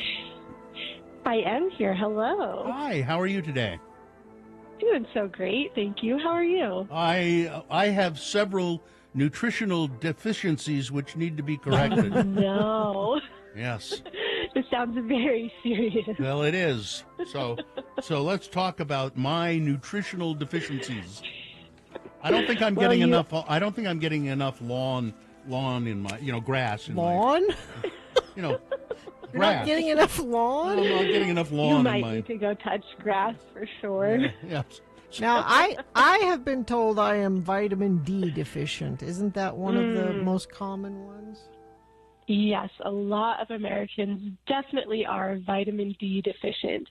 And for that one, the best way is to go bask in the sun, but of course being sun safe, right? Mm-hmm. Mm-hmm. But more generally speaking, many Americans are lacking in several vital nutrients.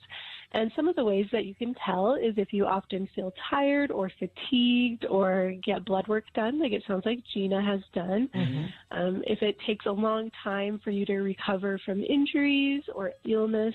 And then also if your hair and nails are brittle and they're kind of like if your hair isn't shiny, sometimes you might be lacking in some nutrients. Well, I'm in trouble. So what do you do about all of this? Hair. Do you just take a vitamin and you'll be okay? So taking vitamins and using supplements can absolutely help you with this, especially in places like Utah where we do have a winter where there's not as much sun. Using a supplement for your vitamin D can be really helpful. Another thing is to eat a more balanced and full diet. Okay. Some of the most common deficiencies in the U.S. are water. So people are pretty dehydrated, generally speaking. So always having your water bottle with you, and then also eating foods that are pretty rich in water, such as fruits and vegetables, cucumbers, watermelon, things like that. Mm-hmm. Mm-hmm. I like melons are great. Yeah, I love some good melons. And then vitamins and minerals, like we mentioned, and this is more general, but eating a wide variety of fruits and vegetables with a variety of colors. And I tend to really stick to my carrots and my bell peppers, so I'm kind of missing some of the rainbow when I do that. So expanding out, getting the dark leafy greens, etc., can be really helpful. You could eat rainbow chard. Yes, that would be a good one. I should get that in my diet more. It's very delicious. Absolutely. The next is protein, and this is especially true for aging adults and women. We tend to get less protein as we get older. Part of it is just because we have a smaller appetite. We tend to not want to eat as much. And so getting a little bit more protein, and this can include meat and beans and legumes, as well as I'll do a protein shake after I work out. So again, you can definitely use supplements for these. You make your own just with protein powder and stuff? Yeah. I just do some protein powder in a little shaker bottle and call it good. Okay. You know it goes down easier if you put some liquid in there. Oh, yeah. It's just powder. It's not much of a drink. Just the powder is not. No. Okay. All right. I'm not just drinking the powder. That would be wild. All right. Just want to make sure you knew that. Yeah. Thanks for looking out. I appreciate that. You're welcome. Now, most I see you have magnesium on here, which you can get from spinach and dark chocolate. But I think aren't a lot of doctors saying now a little extra magnesium, a little supplement, and a little vitamin D supplement as well are probably a pretty good idea. Yeah, absolutely. And magnesium is one. There's been some really cool studies recently showing a lot of health benefits for it. So not only does it help us to wind down and relax and be able to sleep, but it does a lot of really cool things for our nervous system and longevity. All so right. this is a really good one that we should be getting for sure. Okay. Now there are so many other things we could talk about here, but you know what this means. We're out of time. So, of course. all right. Elena Wood, Nightingale College, where can people find out more? You can learn more about this as well as Nightingale's amazing programs by visiting nightingale.edu. All right. Thanks, Elena. Thank you. Thank you. All right. We will take a break, play a song, and crawl towards the exits. Coming up. Stand by. Hey, Jacob, this is Todd Newcomb from X9.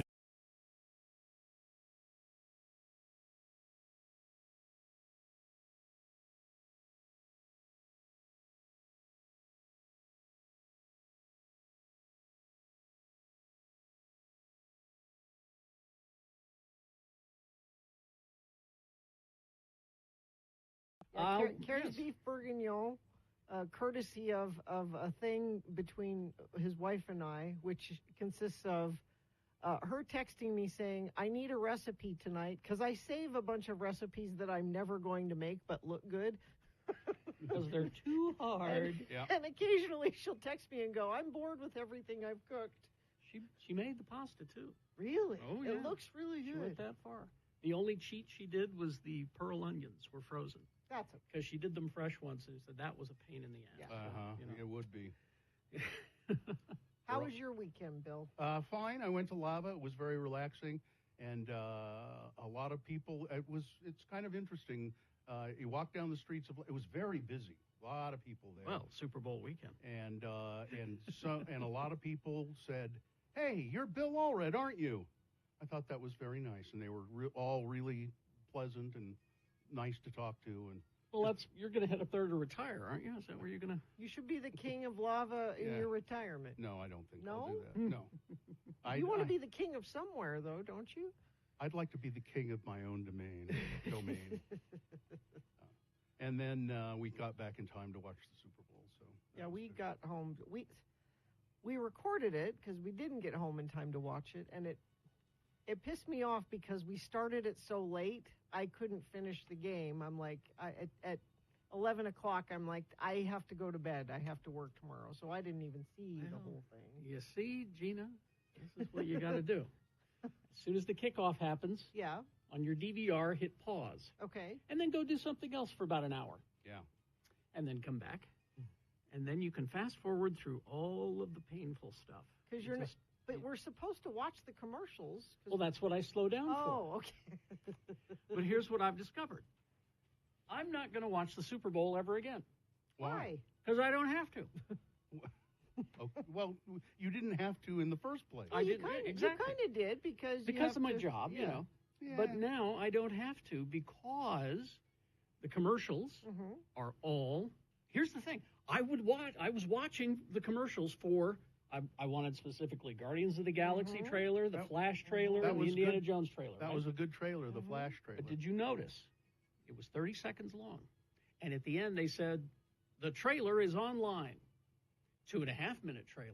Oh. I'll have it for you in Geek News coming up. And I'm like, that's what I wanted to see. So that's what I'm going to do now. They're all It's all online. there. And a lot of times they're there before the Super Bowl. Highlights of the games, there. Even the halftime show, it's there. You don't have to. Boy, that Mr. Peanut ad was stupid. Oh, my. But I see, laughed out loud at that. But see, that's another one. The full commercial is online. Why did you laugh out loud at that? It was stupid. Besides, Mr. Peanut is dead. Mr. Peanut, aren't you usually here to just ruin brownies? Is a funny That's a funny line. Yes. I yes. laughed out loud. Yes, that is a funny line. There was one funny line in it. You're right. That is a funny line. Just here to ruin brownies. I'm trying to look for the commercial that I really liked that probably was under the radar. It's a celebrity couple, which I didn't realize they were celebrities when I saw it, and they're dancing. Yes. What was that ad, and who were they? Oh crap! That's the thing. Is that was the other thing about the commercials? Is that a lot of the times you didn't realize what they were advertising. That's not a good ad. Yeah. When it got to the end, and you're like, "What was that even?" Like there was the Blue Moon ad. Yeah. That comes to mind because it was two people in a bar fighting over two different beers that were not Blue Moon. Yeah. Yeah. And then at the very end, it was Miller Lite and Busch or something like that. I can't Coors. remember. Coors, yeah. So it's Miller Lite versus Coors, and the guys they're yelling at each other, and they said, "This is not a commercial for them. It's a Blue Moon ad." And I went, "What happened?" It was Bud Light with Miles Teller and his wife. Now I knew and that. They are very charming and they're really good dancers. Yeah, I knew that because he's talked about the fact that my wife and I are going to be in an ad. Oh, okay. Yeah, it was Miles Teller. Yeah. And then the other thing. Thanks, chat room. The other thing.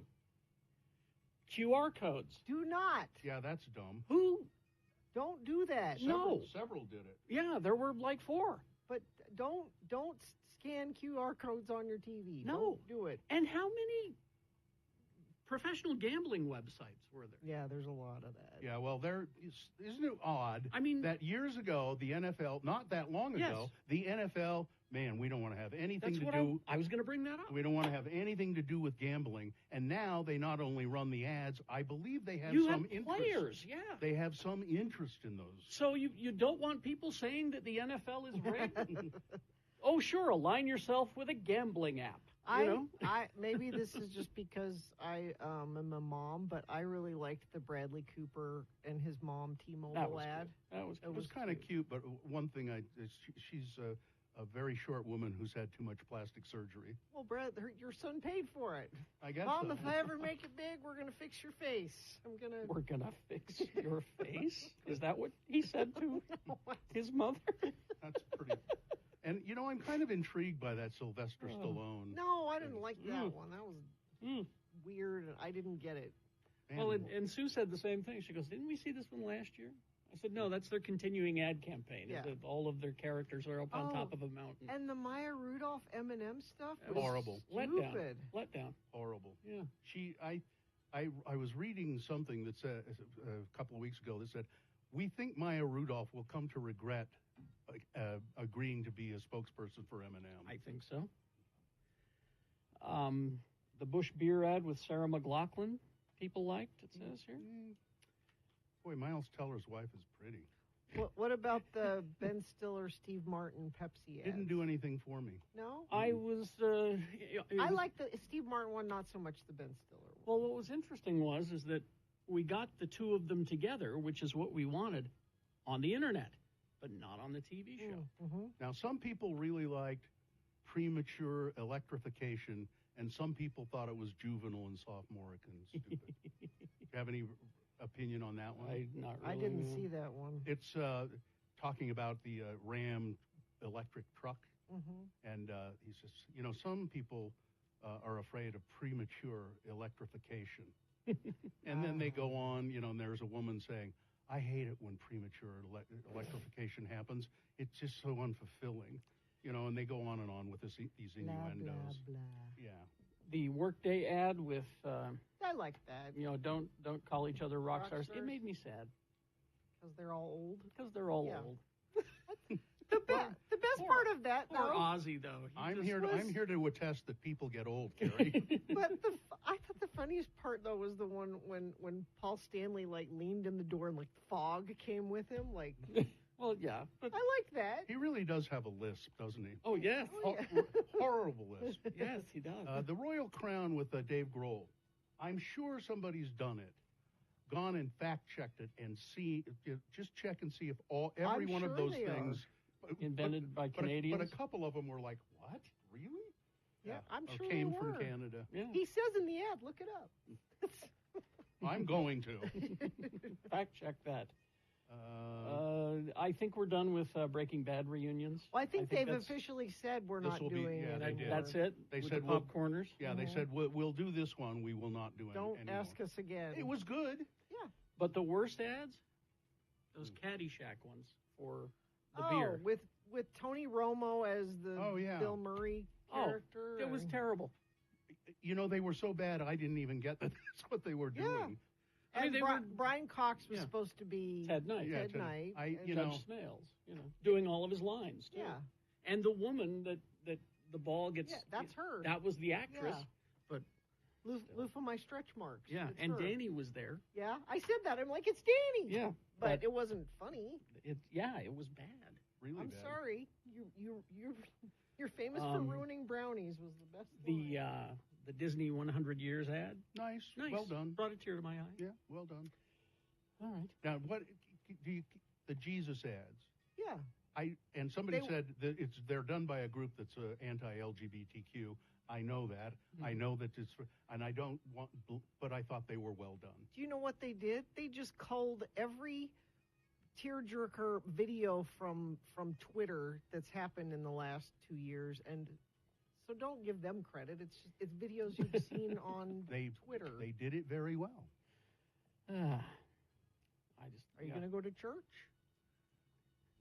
No, my God, no. No, but he is going to start drinking Michelob That's Ultra. what I was getting Yeah, well, because of the Caddyshack. Yeah, right. I might give Bud Light another chance because of Miles Teller and his pretty wife. Oh, yeah, somebody says the Jennifer Lopez, Ben Affleck. That was kind of amusing. It was all right. I thought it was funny. Is this what you said when you're going to work? Oh, I'm like, yes, that is where he goes to work. The car commercial where he goes, they forgot the binky, the baby's binky. Yeah. That was pretty good. Yeah.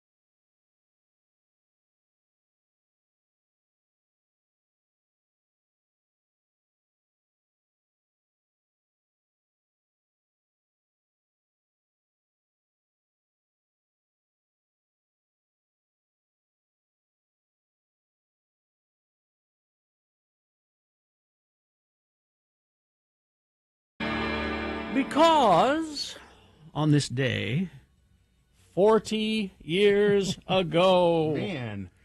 U2 released their fourth studio album, The Unforgettable Fire, featuring such songs as Pride in the Name of Love, 4th of July, Bad, Unforgettable Fire, and that song, A Sort of Homecoming. I'd like to talk to somebody who saw U2. There are stories I remember of U2 the first time probably they came to Salt Lake, and they played in the old Salt Palace, but like apparently it was like the Accord Arena. You remember that over there? Like I saw the Black Crowes there. It was kind of as part of the Salt Palace. It was a hall. It's a hall. Yeah, and they people said that the U2 played there, and they were terrible. They couldn't play their instruments. And isn't that the story that when they got together, they weren't really very accomplished musicians at all? They were on my nightstand right now. Mm-hmm.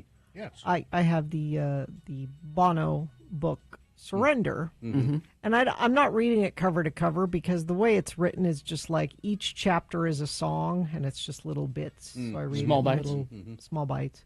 The Edge was always a musician. a musician. Okay, Everybody else kind of thought it would be cool to be in a band, and kind of learned as they went along. which you get. And I remember hearing the stories of people who saw them there, and they were not good. They just didn't have it together, didn't know quite what they were doing, but I don't know if that's true. I don't know. I don't know if by the time they made it to United States, if that was true. I think by the time they came over here, they knew what they were doing because they kicked around Europe for a while before they ever made it here. So I don't know. It's interesting that it's, bands that they get together and none of them really know how to play, and then they start. They more want to be in a band than Yeah. than they are musicians. And nothing's coming to mind right now, but I know there are stories of other bands who they just gel as they go along, and they, we really can do this, and get better. That and kind better. of happened with U2. It was that was always the story I'd heard. Yeah. And that when they came here, and then the rumor was that they would never come back to Salt Lake again because they were treated badly because they weren't very good. Again, I don't know if that's. Well, no. I've not talked to anybody who was actually there, but people like to spread rumors this band they were banned from ever coming back to Salt Lake. That's never that's not a thing. They sold out, man. Can you think of a concert that you went to where they were supposed to be pretty good, and they weren't just sort of, and they weren't good? Is there any like concert you went to and you went, oh my God, what? They're terrible. Can't think of any. I mean, there are bands that are not good live, that are best with production elements added to them. Yeah. But All right. Well, let's do the promo then. oh, is it me? I don't know. You wrote it. It's me, isn't it? Oh, yeah. Yeah. We hope you're enjoying the first day of Rocktober. That's something that must go. Calling October Rocktober. How do you feel about Trucktober? It's Rocktober. Trucktober. Whatever it is, it must go. Send us your must goes to radiofromhell@x96.com. We read them on tomorrow's show, the Trucktober 2nd edition of the Radio from Hell show, right here on X96. Oh, that's we'll read them. But we read them. That's okay. But we do read them, so that's... Mm-hmm. And it's Spocktober, so... Oh, I didn't know about Spocktober. How do you celebrate Spocktober? You just watch Star Trek. Oh, okay. I thought it was Flocktober. Flock of seagulls? Yeah, you go watch birds. All right. Fine job as always, Katie. Live long and prosper, bitches. Don't you know who I am? A credible online source. Maybe it's Mocktober.